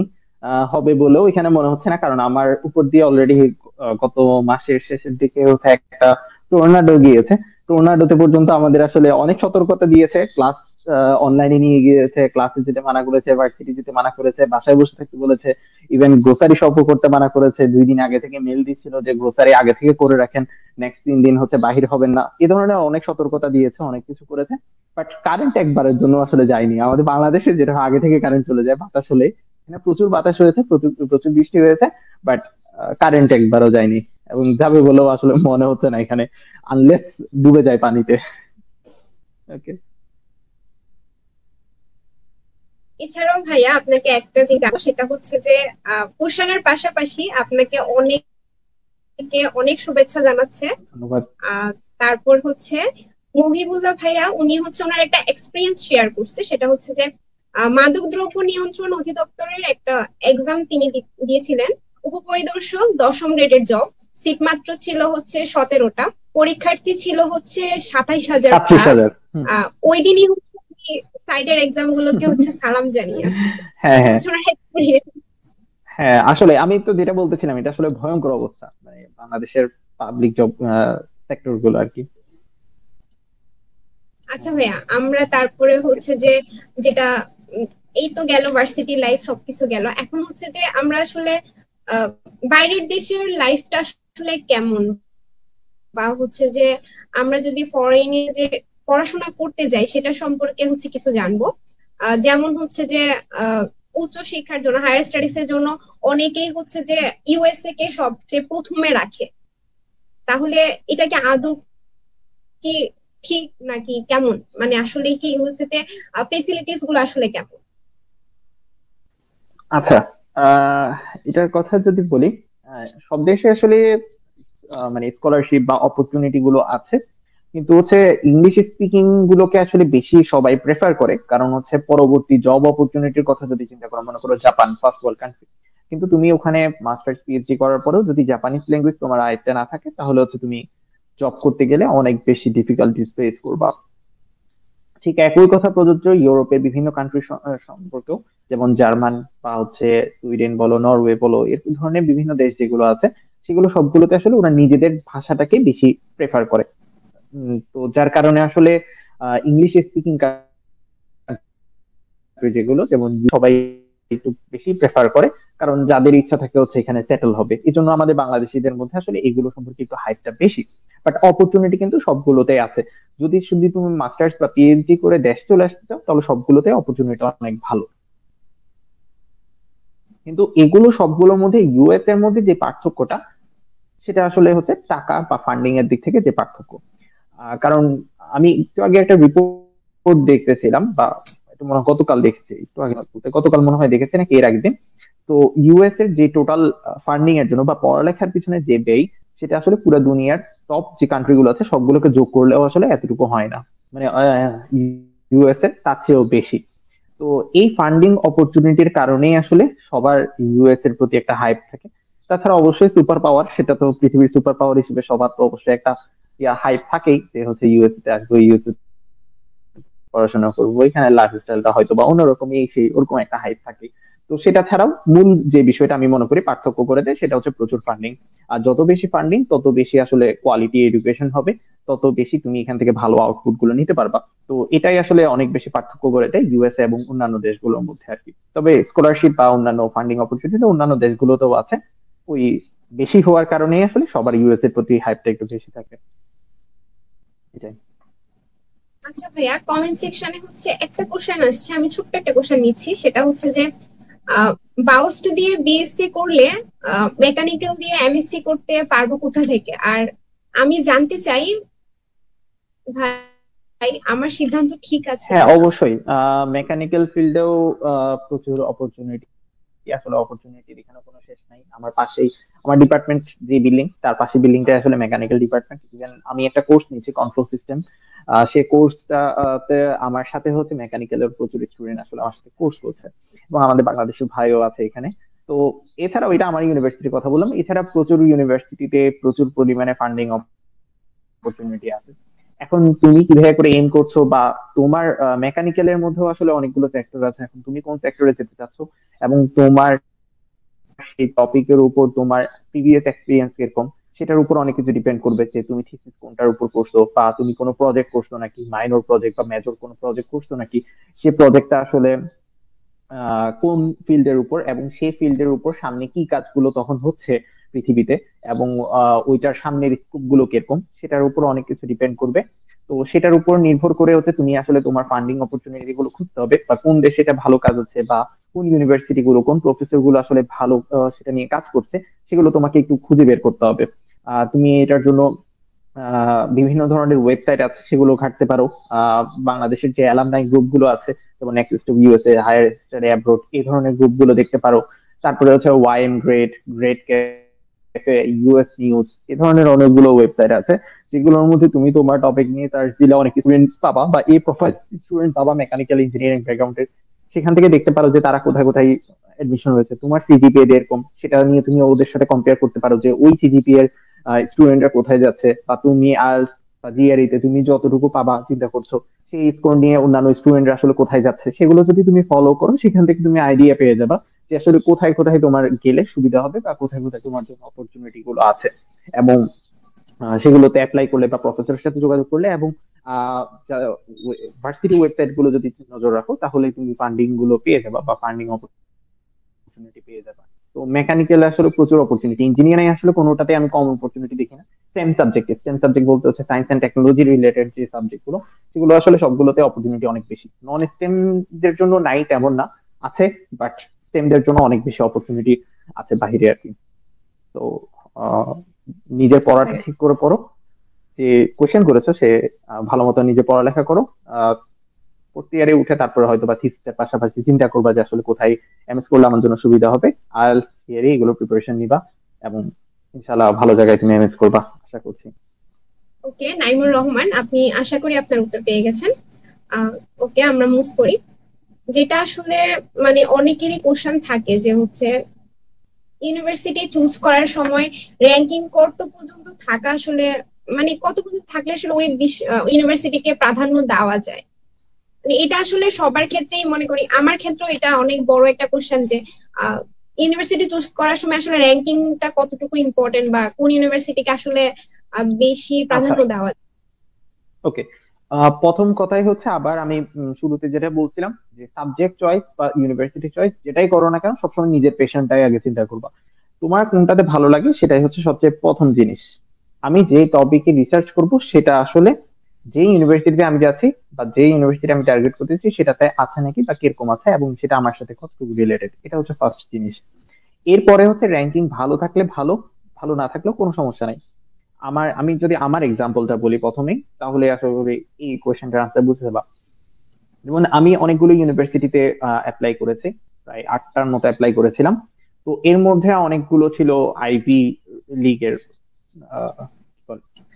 ইউনিভার্সিটি। আইভি লিগ বলতে অনেকে জানো হয়তো বা, ইউএস এর টপ 20 ইউনিভার্সিটি, যেগুলো হচ্ছে একটা আইভি লিগ নামের একটা লিগ আছে, তার সাথে যুক্ত, তাদেরকে বলা হয় আইভি লিগ ইউনিভার্সিটি। তাদের র্যাঙ্কিং সবগুলোই হচ্ছে টপের দিকে আসলে। তো ওরকম আইভি লিগের ইউনিভার্সিটি দুটাতে অ্যাপ্লাই করেছি, মিড র্যাঙ্কের কিছু করেছি, লো র্যাঙ্কের কিছু করেছি। কিন্তু প্রত্যেকটা সিলেক্ট করার ক্ষেত্রে আমার প্রথম পছন্দই ছিল আসলে আমার ডিপার্টমেন্ট এবং আমার টপিক, সাস্টেইনেবল এনার্জি বা রিনিউয়েবল এনার্জি নিয়ে যে ইউনিভার্সিটিতে ভালো কাজ হচ্ছে, যে ইউনিভার্সিটি ভালো ফান্ডিং আছে, সেই ইউনিভার্সিটি গুলোকে আমি আসলে চয়েস করেছি। তো এর মধ্যে যেমন আমি অফার পেয়েছি হচ্ছে 3টা ইউনিভার্সিটি থেকে। একটা হচ্ছে মিশিগান টেকনোলজি, একটা হচ্ছে ইউনিভার্সিটি অফ ম্যারিল্যান্ড, আরেকটা হচ্ছে ইউএনসি শার্লট বা university of North Carolina Charlotte. এই 3টা থেকে পেয়েছি। তো এর মধ্যে আহ মেরিল্যান্ড, যেটা মেরিল্যান্ডের র্যাঙ্কিং হচ্ছে অনেক ভালো, অনেক টপের দিকে। বাট ইউএনসি শার্লটের র্যাঙ্কিং এত ভালো না, এটা হয়তো বা 700 বা 800 ওদিকে আছে, ঠিক আছে। কিন্তু সাবজেক্ট র্যাঙ্কিং এবং যখন প্রফেসর আমি যখন দেখলাম, তখন দেখলাম হচ্ছে আমার টপিকটা, পাওয়ার সিস্টেম গ্রুপটা, মেরিল্যান্ডের চেয়ে আমার এখানে অনেক বেশি পাওয়ারফুল। এবং ইভেন আমার প্রফেসর যিনি আছে, উনি হচ্ছে এখন ওয়ার্ল্ডের সাস্টেইনেবল এনার্জির one of the top professor. তো হচ্ছে এবং আইট্রিপলি ট্রানজেকশন, যেটা আমাদের ট্রিপলি ফিল্ডে বা ইঞ্জিনিয়ারিং ফিল্ডের হচ্ছে one of the most powerful journal, সেটার এডিটর ইন চিফ হচ্ছে আমার প্রফেসর। তো আমি যখন হচ্ছে এখান থেকে এটা প্রপোজাল পেলাম এবং জানলাম, তখন আসলে আমার কাছে র্যাঙ্কিংটা কোনো ম্যাটারই করেনি। কারণ আমি জানি যে এখানে পাওয়ার সিস্টেম নিয়ে আমি পড়ালেখা করে আমি আসলে যতটুকু শিখতে পারবো, যতটুকু আমি নিজেকে ডেভেলপ করতে পারবো, সেটা আসলে অন্য জায়গা থেকে বা যেখানে আমার ইন্টারেস্টটা একটু কম, সেটা থেকে আমি আসলে কখনোই পাবো না। তো এই জন্যই হচ্ছে র্যাঙ্কিংটা আসলে তেমন কোনো ফ্যাক্টর না। তার চেয়েও বড় কথা হচ্ছে, আমি এখানে আসার সময় আসলে আমি একটু চিন্তা করতেছিলাম যে আসলে আমি একটা ভালো ইউনিভার্সিটিকে বাদ দিয়ে এইটাতে আসলাম, এখানে আসলে কেমন হবে। বাট আমি যখন এখানে ফ্রেশার্স রিসিপশনটা পেলাম, তখনই দেখলাম হচ্ছে সেম ফ্রেশার্স রিসিপশনের মধ্যে আরো কয়েকটা বড় ভাইকে এখান থেকে বিদায় দেওয়া হচ্ছে। এবং ওই বড় ভাইগুলো ইন্টেলে জব পেয়েছে, অ্যামাজনে জব পেয়েছে, সেখানে চলে যাচ্ছে, অ্যামাজনে জব করার জন্য চলে যাচ্ছে ওরল্যান্ডোতে বা মিশিগানে বা অন্যান্য স্টেটে চলে যাচ্ছে। ইন্টেল, অ্যামাজন বা কয়েকজন হচ্ছে অন্য ইউনিভার্সিটির এক্সিস্ট্যান্ট প্রফেসর হয়েছে ইউএসএ তেই। তো সেগুলোর জন্য জব করছে। তো তখন আসলে আমি বুঝতে পারলাম যে র্যাঙ্কিং আসলে ডাজেন্ট ম্যাটার। ইভেন ওরা যেগুলোতে যাচ্ছে সেগুলোর র্যাঙ্কিং, ইউনিভার্সিটি র্যাঙ্কিং এটা থেকেও high, but ranking doesn't matter. তোমার নিজের আসলে যে ফিল্ডে তুমি কাজ করতেছো, সেই ফিল্ডে তোমার অবদান কতটুকু, ইট ম্যাটার্স। ওকে, সেটা যদি তোমার কাছে ঠিক থাকে, তোমার যদি প্রোফাইল স্ট্রং হয়, তোমার যদি রিসার্চ স্ট্রং হয়, তোমাকে যে কোনো ইউনিভার্সিটি নিয়ে নিবে। ইভেন তোমরা জেনে অবাক হবা যে ইন্ডিয়ার আইআইটি থেকে পিএইচডি করা টিচার এখানে এমআইটি, স্ট্যানফোর্ডের টিচার পর্যন্ত হয়। তো সেটা হচ্ছে আসলে প্রোফাইলের উপর ডিপেন্ড করে। তোমার প্রোফাইল যদি স্ট্রং থাকে, তো তোমাকে দুনিয়ার যে কোনো জায়গায় আসলে নিবে। তো র্যাঙ্কিংটা আসলে ম্যাটার করে না। আর বিশেষ করে ইন্ডাস্ট্রিয়াল জবে যদি তোমার চিন্তা থাকে, তাহলে কোনো ম্যাটারই করে না। ঠিক আছে, তোমার যদি ইচ্ছা থাকে যে গুগল, ইন্টেল বা এই ধরনের যেই ইয়াগুলো, বড় বড় টেক কোম্পানি আছে, সেগুলো যদি তোমার টার্গেট থাকে, তাহলে তোমার আসলে র্যাঙ্কিং ডাজন্ট ম্যাটার। তোমার প্রোফাইলটাই তোমার সবকিছু বলে দিবে। তো র্যাঙ্কিং নিয়ে এত বেশি চিন্তা করার দরকার নাই। তোমার নিজের পেশনটা তুমি কোথায় খুঁজে পাচ্ছ, তোমার প্রোফাইল কোথায় অ্যাডজাস্ট হচ্ছে, কোথায় তুমি সুখে থাকতে পারবা, সেটাই আসলে সবার আগে খুঁজে নিবা। এবং সেটা করলে আসলে শাইন করতে পারবে ইনশাল্লাহ। আচ্ছা ভাইয়া, এখন আরেকটা কোশ্চেন, যেটা হচ্ছে মোস্ট ডিমান্ডেড কোশ্চেন বলা যায়, সেটা হচ্ছে স্কলারশিপের ক্ষেত্রে হচ্ছে তারা কখন আসলে কিভাবে অ্যাপ্লাই করবে সেটা। হ্যাঁ, আমরা জানি যে বিএসসি শেষ করার পর হয়তো অ্যাপ্লাই করতেছে, বাট তবু হচ্ছে একটা ডিউরেশন থাকে যে ওই ইউনিভার্সিটি ফলে গিয়ে হচ্ছে আমি সেটাকে হুম, হুম। করবো। তো সেখানেও স্কলারশিপের ক্ষেত্রে ফান্ডিং পেতে হয়। তো আসলে ওকে, জিনিসগুলা কিভাবে? স্কলারশিপ, হ্যাঁ আমি বলি, স্কলারশিপের ক্ষেত্রে হচ্ছে অনেকগুলো গভর্নমেন্ট স্কলারশিপ আছে, তোমরা নিশ্চয়ই জানো। এখন ফেসবুকে ঢুকলে বা গ্রুপগুলোতে ঢুকলে তোমরা জানতে পারো। যেমন জার্মানির আছে দাঁত, জাপানের আছে ম্যাক্স, এই ধরনের, টার্কির আছে বাক্সলারি, এই ধরনের অনেকগুলো আসলে গভর্নমেন্ট স্কলারশিপ আমাদের কাছে অ্যাভেলেবেল আছে। বিভিন্ন ইউনিভার্সিটিতে পাবা। অস্ট্রেলিয়া, নিউজিল্যান্ডে আছে, এদিকে চাইনাতে, চাইনিজ গভর্নমেন্ট স্কলারশিপ আছে, ইভেন ইন্ডিয়ান গভর্নমেন্ট স্কলারশিপ আছে। এই ধরনের স্কলারশিপ গুলো বছরে একবার সাধারণত নিয়ে থাকে। সবগুলোই হচ্ছে ফল সেমিস্টারের জন্য, দ্যাট মিনস যেটা অগাস্ট সেপ্টেম্বরে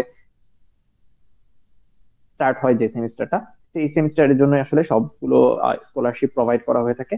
এবং এগুলোর যে অ্যাপ্লিকেশন, এই অ্যাপ্লিকেশন গুলো মোটামুটি শুরু হয় হচ্ছে ডিসেম্বর থেকে, বা কোনোটা আরেকটু আগে থেকেও শুরু হয়, নভেম্বর থেকে শুরু করে পরবর্তীতে হচ্ছে মার্চ এপ্রিল পর্যন্ত চলে। তো এর মধ্যে হচ্ছে তোমাকে অ্যাপ্লিকেশন গুলো করতে হয় এই স্কলারশিপ গুলোর জন্য স্পেসিফিক্যালি। এই টাইম গুলোতে তোমাকে অ্যাপ্লাই করতে হবে। তো তুমি যখনই গ্রাজুয়েট করতেছো, তুমি আগে থেকে হচ্ছে এই টাইম লাইনটাকে ফিক্সড করে হচ্ছে তোমাকে কি করতে হবে, অ্যাপ্লাইটা করতে হবে। এবার আসি হচ্ছে ইউএস এর ক্ষেত্রে বা কানাডার ইউএসএ, এই দুইটার ক্ষেত্রে যেটাতে আসলে তুমি ফান্ডিং নিয়ে পড়তে আসবা বা প্রফেসরকে ম্যানেজ করে তুমি ফান্ডিং করবা। স্কলারশিপ আর ফান্ডিং এর মধ্যে পার্থক্য আছে। স্কলারশিপ হচ্ছে যে তোমাকে হচ্ছে কি কোনো একটা সংস্থা বা কোনো একটা ইউনিভার্সিটি বা কোনো একটা গভর্নমেন্ট মানে থার্ড পার্টি তোমাকে একটা অ্যামাউন্ট দিচ্ছে, যে অ্যামাউন্টটার উপর বেস করে তুমি তোমার টিউশন ফি, তুমি তোমার খাওয়া দাওয়া চলাফেরা সবকিছু করে ফেলবা। তোমাকে এটার জন্য কোনো দায়িত্ব পালন করতে হবে না, তোমার দায়িত্ব হচ্ছে শুধু পড়ালেখা করা। এটা হচ্ছে স্কলারশিপ, এটা হচ্ছে একটা প্লাস পয়েন্ট। বাট ফান্ডিং এর জন্য যদি বলি, ফান্ডিং হচ্ছে ডিফারেন্ট ব্যাপার। ফান্ডিং হচ্ছে তোমাকে টাকাটা দেওয়া হবে হয়তোবা রিসার্চ এসিস্ট্যান্ট হিসেবে অথবা টিচিং এসিস্ট্যান্ট হিসেবে। দুই ধরনের ফান্ডিং সাধারণত দেওয়া হয়ে থাকে, একটা হচ্ছে গ্রাজুয়েট রিসার্চ অ্যাসিস্ট্যান্ট আর একটা হচ্ছে গ্রাজুয়েট টিচিং অ্যাসিস্ট্যান্ট। তো টিচিং অ্যাসিস্ট্যান্ট হিসেবে যখন থাকবা তখন হচ্ছে তোমাকে টিচিং এ সাহায্য করতে হবে। যেমন হচ্ছে আমি এখন গ্রাজুয়েট টিচিং অ্যাসিস্ট্যান্ট হিসেবে আছি, আমি হচ্ছে এখানে দুইটা সেকশনের ল্যাব ক্লাস নিই, ইলেকট্রোম্যাগনেটিক্স ল্যাবের দুইটা ল্যাব ক্লাস নিই আমি। ঠিক আছে, সেটার গ্রেডিং করা, সেটার ক্লাস নেওয়া, ওদের ক্লাসের মধ্যে কোনো সমস্যা ফেস করলে সেগুলো সলভ করে দেওয়া, ওদের রিপোর্ট গুলো চেক করা, আলটিমেটলি সবকিছু দেখা হচ্ছে আমার দায়িত্ব। দুইটা সেকশন আমাকে এটা পালন করতে হচ্ছে, এবং এটার বিনিময়ে হচ্ছে আমাকে কি করা হচ্ছে, ফান্ডিং করা হচ্ছে, আমার টিউশনটা ফুল দিয়ে দিচ্ছে, এবং হচ্ছে আমাকে বাৎসরিক একটা পেমেন্ট অ্যামাউন্ট একটা দিয়ে দিচ্ছে, যেটা দিয়ে আসলে আমার চলাফেরা থাকা খাওয়া সবকিছু হয়ে যাচ্ছে। আমার বাবা আমার ফ্যামিলি সহ হয়ে যাচ্ছে, আমার বাবু আছে, আমার ওয়াইফ, তাদের সহ আমার সবগুলোই হয়ে যাচ্ছে। তো এটা হচ্ছে আসলে ফান্ডিং। আর রিসার্চ অ্যাসিস্ট্যান্ট হিসেবে থাকলে তখন হচ্ছে কি, তোমাকে কোনো একটা প্রফেসরের আন্ডারে কোনো একটা প্রজেক্টে তোমাকে কাজ করতে হবে, সেই প্রজেক্টের যে ফান্ডিং সেটা থেকে তোমাকে কি করবে, অ্যামাউন্টটা দিবে, এবং সেই অ্যামাউন্টটা দিয়ে হচ্ছে তুমি কি করবা, তোমার পড়ালেখা খাওয়া দাওয়া সবকিছু চালাবা। তাহলে এই দুইটা হচ্ছে ফান্ডিং। তো স্কলারশিপের যে অ্যামাউন্টটা থাকে তার তুলনায় অলওয়েজ ফান্ডিং এর অ্যামাউন্টটা হচ্ছে বেশি হয়ে থাকে, যার কারণে আসলে সবাই ফান্ডিংটা খুঁজে থাকে। এবং ইউএসএ কানাডাতে এই ফান্ডিংটা হওয়ার কারণে আসলে কি হয়, বেশি পরিমাণে আসলে মানুষ কি করে, এটার দিকে ঝুঁকে যায় আর কি, বা আমরা ইয়া করি। তো এজন্য ফান্ডিং এর যদি প্রসেসটা আমি বলি, ফান্ডিং এর প্রসেসটা আসলে দুই ধরনের হয়ে থাকে। একটা হচ্ছে সেন্ট্রাল ফান্ডিং, আরেকটা হয় হচ্ছে প্রফেসর ম্যানেজের মাধ্যমে ফান্ডিং। তো এটা হচ্ছে মনে করো তুমি ধরতে চাচ্ছ হচ্ছে এখন 2000, এখন চলতেছে হচ্ছে কোন মাস, অক্টোবর মাস চলতেছে। বাট আচ্ছা, এখন এর জন্য একটু ডিফিকাল্ট হয়ে যাবে। ধরো হচ্ছে তুমি 2024-এর ফল, বা যেটা অগাস্ট 2024-এর সেশন যেটা তুমি সেটা ধরতে চাচ্ছ, তাহলে তোমাকে কি করতে হবে, তাহলে তোমাকে যেটা করতে হবে সেটা হচ্ছে এটার অ্যাপ্লিকেশনটা ডিসেম্বর পর্যন্ত, কিছু কিছু আছে জানুয়ারির 15 তারিখ পর্যন্ত, বাট মোস্ট অফ দি হচ্ছে ডিসেম্বরের 15 অথবা ডিসেম্বরের 31 হচ্ছে অ্যাপ্লিকেশন প্রসেস শেষ হয়ে যায়। তাহলে সেপ্টেম্বর, অক্টোবর, নভেম্বর, ডিসেম্বর 4 মাস হচ্ছে তুমি অ্যাপ্লিকেশনের জন্য টাইম পাচ্ছ। যত আর্লি অ্যাপ্লিকেশন করতে পারো তত ভালো। তো এই মাসের মধ্যে আসলে এই 4টা মাস স্টার্ট হওয়ার আগে তোমার প্রিপারেশনটা নিয়ে রাখতে হবে। সবচেয়ে বেটার হয় যদি তুমি জিআরই এবং আইএলটিএস টা কমপ্লিট করে ফেলতে পারো হচ্ছে অগাস্ট, জুলাই অগাস্ট এই টাইমের মধ্যে, বা আরো আগে যদি করতে পারো তাহলে আরো বেটার। এর মধ্যে অ্যাটলিস্ট করার চেষ্টা করতে হবে। এর মধ্যে যদি তুমি করতে পারো তাহলে এরপরে সেপ্টেম্বর অক্টোবর এই 2টা মাস তুমি হচ্ছে তোমার যে স্কোপ গুলো পেয়েছো সেগুলো নিয়ে ডেডিকেটেডলি হচ্ছে প্রফেসরদের সাথে তোমার যোগাযোগ করতে হবে। বিভিন্ন ধরনের গ্রুপ গুলোতে বিভিন্ন ধরনের আসলে অ্যাসিস্ট্যান্টশিপের পোস্ট গুলো দেওয়া হয়ে থাকে, যে হচ্ছে আমার ল্যাবের মধ্যে আমি 2জন পিএইচডি স্টুডেন্ট নিব, আমি 2জন মাস্টার্স স্টুডেন্ট নিব। এই ধরনের পোস্ট গুলো অ্যাভেলেবেল তোমরা খুঁজে পাবা, এবং তোমার যে সেক্টর সেটা অনুসারেও যদি তুমি সার্চ করো, আমি তোমাকে বললাম যে কিভাবে করে সার্চ করবা, যেমন YM grad, grad cafe, US news, এগুলো থেকে তুমি হচ্ছে তোমার ফিল্ডের স্টুডেন্টদের প্রোফাইল খুঁজে পাবা, সেই স্টুডেন্টরা কোথায় ভর্তি হয়েছে, কোথা থেকে রিজেক্ট হয়েছে, কোথায় অ্যাকসেপ্টেন্স পেয়েছে, সবকিছু ডিটেলস ওখানে পাবা। তো সেখান থেকে তুমি কি করতে পারো, ইউনিভার্সিটি একটা শর্ট লিস্ট করে ফেলো। আমি যখন শর্ট লিস্ট করেছি আমি প্রায় 40-45টার মতো ভার্সিটিকে শর্ট লিস্ট করেছি, ওখান থেকে দেখে যে এই ইউনিভার্সিটি গুলোতে আমার কি আছে, চান্স আছে, বা আমি ভালো করতে পারি, আমি একে নিতে পারি। এবং ওখান থেকে তারপরে হচ্ছে আমি ওই ইউনিভার্সিটি কোন প্রফেসর আসলে আমার ফিল্ডে কাজ করে সেগুলো খুঁজে নিয়েছি, তাদের এসিস্ট্যান্টশিপ আছে নাকি। একটা ডিপার্টমেন্ট মনে করো পাওয়ার ডিপার্টমেন্ট, তাহলে পাওয়ার ডিপার্টমেন্টে আসলে অনেকগুলো প্রফেসর থাকে। পাওয়ার ডিপার্টমেন্টের মধ্যে আবার ভ্যারাইটি আছে, ওখানে মধ্যে কোন কোন প্রফেসর তোমার সাথে অ্যালাইন করে, সেই সব প্রফেসরের মধ্যে যে কোনো একজনকে পছন্দ করে তুমি তার ফান্ডিং, যার ফান্ডিং পাবা তাকে হচ্ছে তুমি প্রসিড করবা তার কাছে। তো এইভাবে করে 50-60 বা যতগুলো ইউনিভার্সিটি তুমি চয়েস করেছো সবগুলোতে তুমি অ্যাপ্লাই করবা। এর বাহিরে এক্সটেনশিপ পোস্ট দেখে তুমি আরো কি পাবা, আরো 30-40টার মতো মনে করো পালা, সেগুলোকেও দিলা। এর বাইরে যদি তুমি আরো কিছু খুঁজতে পারো নিজে থেকে সেটা করবা। আসলে এটার কোনো লিমিট নাই, তুমি কতজন প্রফেসরের কাছে যাবা। অনেকজনে 200টাকে মেল করে তারপরেও সেখান থেকে কোনো রিপ্লাই পায় না, অনেকে 500টা করে সেখান থেকে রিপ্লাই পায় না, আবার অনেকে 10-15টা করে, 50টা করে সেখান থেকে ভালো কয়েকটা রিপ্লাই পেয়ে যায়। তো এটা আসলে তুমি কিভাবে করে তোমার প্রোফাইল প্লাস হচ্ছে কিভাবে করে প্রসিড করতেছো এবং তোমার প্রফেসরের মেন্টালিটি সবকিছুর উপর আসলে ডিপেন্ড করবে আর কি। তো এভাবে করে হচ্ছে তোমরা অগাস্টে যদি তোমরা কমপ্লিট করে ফেলতে পারো তাহলে সেপ্টেম্বর অক্টোবর 2 মাস হচ্ছে প্রফেসরের সাথে যোগাযোগ করলা। এর মধ্যে যদি প্রফেসর ম্যানেজ হয়ে যায় তাহলে তো আলহামদুলিল্লাহ, তাহলে বাকি প্রসিডিউর সবকিছু রেডি করে, ডকুমেন্ট সব রেডি করে ডিসেম্বরের মধ্যে অ্যাপ্লিকেশনটা করে ফেলবা। এবং সবকিছু ওকে থাকলে তুমি পরের ফলে হচ্ছে অ্যাপ্লাই করবা ইউএসএ তে বা কানাডাতে, যেখানে তুমি পাও। আর যদি হচ্ছে প্রফেসর ম্যানেজ করতে না পারো সেক্ষেত্রে কি করবা? সেক্ষেত্রে হচ্ছে তোমার এসওপিটা একটু ভালো হতে হবে বা সুন্দর হতে হবে অনেক, যে এসওপিটা আসলে প্রফেসরকে এবং হচ্ছে তোমার যে অ্যাডমিশন দেওয়ার যে ডিপার্টমেন্ট, প্রত্যেকটা ইউনিভার্সিটি, সেই অ্যাডমিশন ডিপার্টমেন্টকে তোমার ইমপ্রেস করতে হবে, যারা হচ্ছে তোমার রিভিউয়ার থাকবে। এবং প্রথমে মানে ইনিশিয়াল স্ক্রিনিং এর পরে আসলে প্রত্যেকটা অ্যাপ্লিকেশনকে বা এসওপি গুলোকে আমাদের ডিপার্টমেন্টে পাঠানো হয়। ডিপার্টমেন্টের পর স্পেসিফিক প্রফেসর, তুমি এসওপি তে যদি কোনো প্রফেসরের নাম করো, নাম মেনশন করো, সেই প্রফেসরের কাছে পাঠানো হবে। অথবা হচ্ছে ওই ফিল্ডের যে প্রফেসররা আছে তাদের সবার কাছে পাঠানো হবে। এখন প্রফেসররা দেখে যদি মনে করে যে ও ভালো, তাহলে ওকে উনি ওনার টিমে নিয়ে নিবে।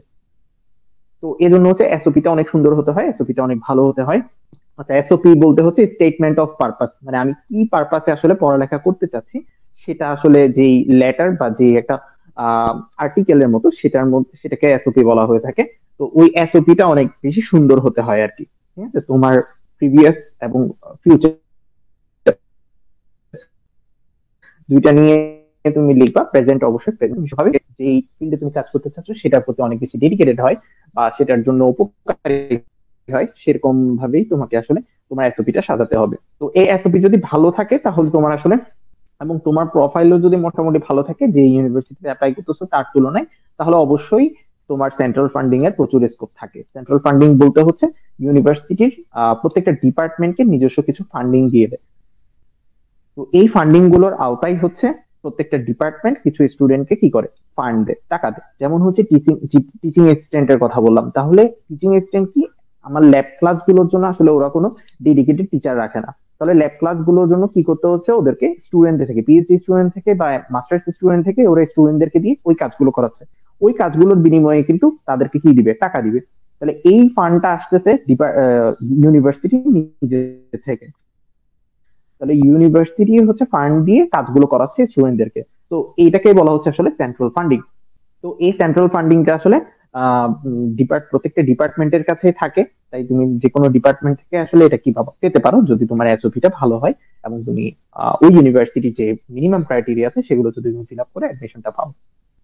তো যখন হচ্ছে এই সেন্ট্রাল ফান্ডিং এর জন্য যদি তুমি অ্যাপ্লাই করো তাহলে হচ্ছে তোমার এসওপিটা, তোমার এলওআর, এলওআর মানে হচ্ছে লেটার অফ রিকমেন্ডেশন, অর্থাৎ হচ্ছে তোমার তিনজন, মোস্ট অফ দি টাইমে তিনজন প্রফেসর বা তিনজন তোমার ভালো ক্রেডেনশিয়াল আছে এরকম তিনজন মানুষের হচ্ছে রেফারেন্স দরকার হয়। এর মধ্যে অ্যাটলিস্ট দুইটা হচ্ছে তোমার প্রফেসর বা তোমার সরাসরি শিক্ষক ছিল এমনদের, এমন মানুষ থেকে নিতে হয়। আরেকটা হচ্ছে তোমার যদি ইন্ডাস্ট্রি ফিল্ড বা জব ফিল্ডে কারোর সাথে থাকে তার থেকে, অথবা অন্য কোনো পরিচিত কোনো প্রমিনেন্ট ব্যক্তি থেকেও তুমি নিতে পারো। তিনটাই একাডেমিক হলে আরো ভালো, তিনটাই সরাসরি তোমার টিচার হলে ভালো। এরকম তিনটা রিকমেন্ডেশন লাগবে, যে তিনজন আসলে তোমার সম্পর্কে ভালো ধারণা রাখে, তোমার সম্পর্কে ভালো কোনো একটা স্পেসিফিক তোমার ভালো গুণ তারা তুলে ধরতে পারবে, এরকম যদি পাও সেটা সবচেয়ে ভালো। তো ভালো রিকমেন্ডেশন লেটার নিয়ে এবং এসওপি প্লাস হচ্ছে তোমার জিআরই স্কোর, আইএলটিএস স্কোর, এগুলো সবকিছু মিলাই তোমার টোটাল প্রোফাইল যদি মোটামুটি ভালো থাকে, এবং ভালো থাকা বলতে হচ্ছে তোমার যে প্রোফাইল সেটা অনুসারেই তো ইউনিভার্সিটি সিলেক্ট করতে হবে। আমি তো আগেই বললাম যে ওয়াইম গ্রেড বা হচ্ছে আমাদের গ্রেড ক্যাফে, ইউএস নিউজ, এই ধরনের যে সাইট গুলো আছে এগুলো থেকে আসলে তোমরা নিজের প্রোফাইলটাকে ঝালাই করে নিতে পারবে, বা নিজের প্রোফাইল অনুসারে ইউনিভার্সিটি কোনগুলোতে আসলে স্টুডেন্টরা অ্যাডমিশন পাচ্ছে তোমার প্রোফাইলের স্টুডেন্টরা, সেটা তুমি জানতে পারবে। তো ওইটা দেখে আসলে তুমি আসলে শর্ট লিস্ট করবা, সেই শর্ট লিস্ট গুলোতেই তারপরে তুমি অ্যাপ্লাই করবা। ওগুলো থেকে তোমার পসিবিলিটি অনুসারে তুমি 10টা বা 15টা ইউনিভার্সিটিতে নিবা, যেগুলোতে তুমি অ্যাপ্লাই করবা। এর বাহিরে যদি তুমি অ্যাডমিশন ফি ওয়েভার পাও, এরকম অনেকগুলো ইউনিভার্সিটি তুমি পাবা যেগুলোতে অ্যাডমিশন ফি ওয়েভার চলতেছে, বা হচ্ছে কোনো বড় ভাই তোমাকে একটা কোড দিল বা কুপন দিল, অনেক সময় গ্রুপ গুলোতে পাবা এরকম কুপন বা কোড, বা অনেক সময় অনেকে পোস্ট করে যে এই এত তারিখের মধ্যে অ্যাপ্লাই করলে ওখানে হচ্ছে অ্যাডমিশন ফি ওয়েভার চলতেছে বা অ্যাডমিশন ফি দিতে হবে না। তো সেই ধরনের ওগুলোতেও অ্যাপ্লাই করবা। তো সবকিছু মিলাই তুমি 10 থেকে 15টা শর্ট লিস্ট করে সেগুলোতে অ্যাপ্লাই করবা। তোমার প্রোফাইল অনুসারে মডারেট কয়েকটা, একটা দুইটাতে অ্যাপ্লাই করবা যেগুলো হচ্ছে একটু হাই র্যাঙ্কের। যদি পেয়ে যাও আলহামদুলিল্লাহ, না পেলেও কোনো সমস্যা নেই। আর কিছু সেভ করবা যে তোমার চেয়েও খারাপ প্রোফাইলে যারা যে ইউনিভার্সিটি গুলোতে ঢুকতেছে সেরকম কয়েকটাতেও অ্যাপ্লাই করবা, তাহলে হচ্ছে তুমি নিশ্চিত থাকতে পারবা যে অ্যাটলিস্ট ওগুলো থেকে আমি কি পাবো, অ্যাডমিশন অফার পাবোই। ঠিক আছে? তো তোমার প্রোফাইলটা রেডি করে এই এরকম আমি যেটা বললাম অগাস্টের মধ্যে যদি প্রোফাইলটা মোটামুটি রেডি করে ফেলতে পারো, তাহলে অগাস্ট সেপ্টেম্বর অক্টোবর এই 3 মাস হচ্ছে তুমি প্রফেসরের সাথে যোগাযোগ করলা। যদি পাও তাহলে ভালো, না পাইলে সমস্যা নাই। না পাইলে সেন্ট্রাল ফান্ডের জন্য নভেম্বর ডিসেম্বরের মধ্যে হচ্ছে অ্যাপ্লাই করে দিবা। আর যত আর্লি অ্যাপ্লাই করবা আসলে তত বেশি তাড়াতাড়ি ফান্ডিং গুলো ওরা কি করে থাকে, সেন্ট্রাল ফান্ডিং এর ক্ষেত্রে হচ্ছে যারা আগে অ্যাডমিশন পায় তাদেরকে আগে অফার করা হয়। তো এই জন্য একটু আর্লি যদি করে ফেলো, নভেম্বরের শুরু থেকে যদি অ্যাপ্লাই করে ফেলতে পারো, তাহলে হচ্ছে ডিপার্টমেন্টে যদি অ্যাডমিশন এগ্রি করে ফেলে তাহলে ডিপার্টমেন্ট তোমাকে আগেই হচ্ছে কি দিবে, ফান্ডিংটা দিয়ে দিবে। তো এভাবে করে আগালে আশা করি হচ্ছে তোমরা সবাই সহজে হচ্ছে ফান্ডিং ম্যানেজ করতে পারবে এবং অ্যাডমিশন ম্যানেজ করতে পারবে ইনশাআল্লাহ। আচ্ছা ভাইয়া, তাহলে হচ্ছে আমরা এবার কমেন্ট সেকশনে চলে যাই। কমেন্ট সেকশনে হচ্ছে সায়ন্ত চৌধুরী, সায়ন্তদা আরেকটা কোশ্চেন করছে, সেটা হচ্ছে যে হুম, হুম। Do you think after completion of bachelor degree can be recruited as faculty member? Does she or he has enough knowledge to grow a bachelor student? What is your opinion regarding faculty recruitment with respect to US and BD? আচ্ছা, অবশ্যই এটার মধ্যে অনেক বেশি পার্থক্য আছে। অবশ্যই PhD ছাড়া আসলে চেষ্টা করা উচিত না নেওয়া। পিএইচডি যাদের আছে তাদেরকে আসলে ফ্যাকাল্টি পজিশনে নেওয়া উচিত। আমি নিজেও টিচার ছিলাম, তো আমি জানি। এখন বললে আমার বিরুদ্ধেই চলে যাবে, কারণ আমি তো বিএসসি করে টিচার হয়েছিলাম।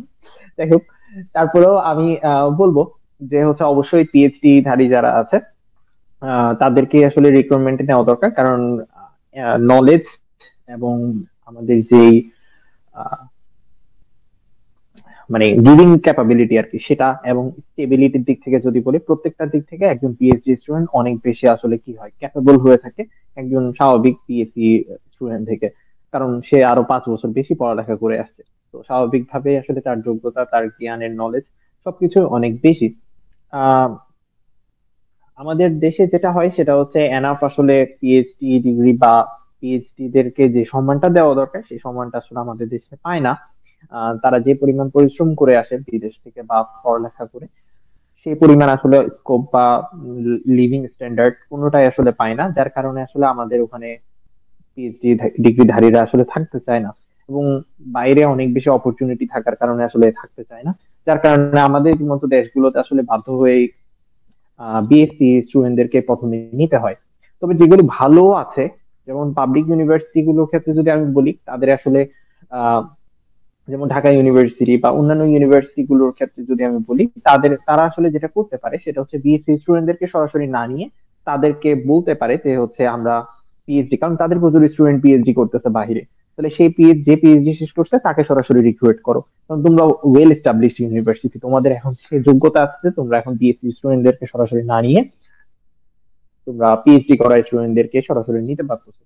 তো তখন আসলে আমাদের যে এই আমাদের দেশে যে এখন রিসার্চ বা এনএসইউডিউ মারামারি এই নিয়ে যত কাহিনী হচ্ছে, এগুলো আসলে কোনোটাই প্রশ্ন উত্তর না। এবং বাহিরে থেকে পিএইচডি নিয়ে যাওয়া টিচারদেরকে যদি ডিইউতে নিয়ে যাওয়া হয়, আমার মনে হয় ডিইউ বা বুয়েট এগুলোর স্ট্যান্ডার্ড অনেক বেশি হাই হয়ে যাবে। ইভেন বিশেষ করে ডিইউ না বললেও বুয়েটের কথা যদি আমি বলি, আমার মনে হয় বুয়েট ইন্ডিয়ার আইআইটি গুলোর মতোই বুয়েটের পজিশনও হচ্ছে আমাদের টপ 200 বা টপ 100-এর মধ্যে ইভেন চলে আসতে পারে, কারণ বুয়েটের আমি যেসব বড় ভাইয়ের সাথে কথা বলেছি বা যেসব স্টুডেন্ট দেখেছি তারা প্রচুর পরিমাণে তাদের বেসিক ক্লিয়ার, অসাধারণ বেসিক।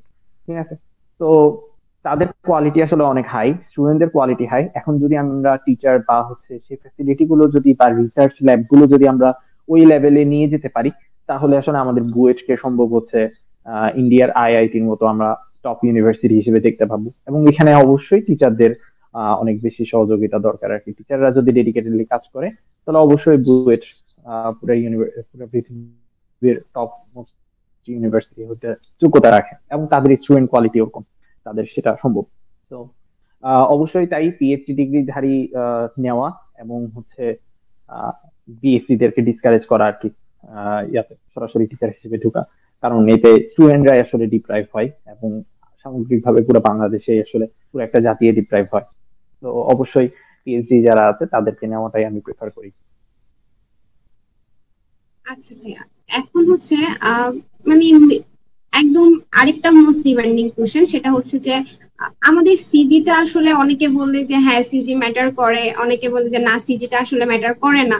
তাহলে যদি জানতে চাই যে ইউএসএ তে কেউ যদি এমএস বা হচ্ছে পিএইচডি করার জন্য অ্যাপ্লাই করে, তার সিজিটা আসলে কেমন ইফেক্ট করে, বা আসলে সিজিটা কত থাকা উচিত? যাদের 3 এর হচ্ছে আচ্ছা, কম, ওকে। তারাই বা কি করবে?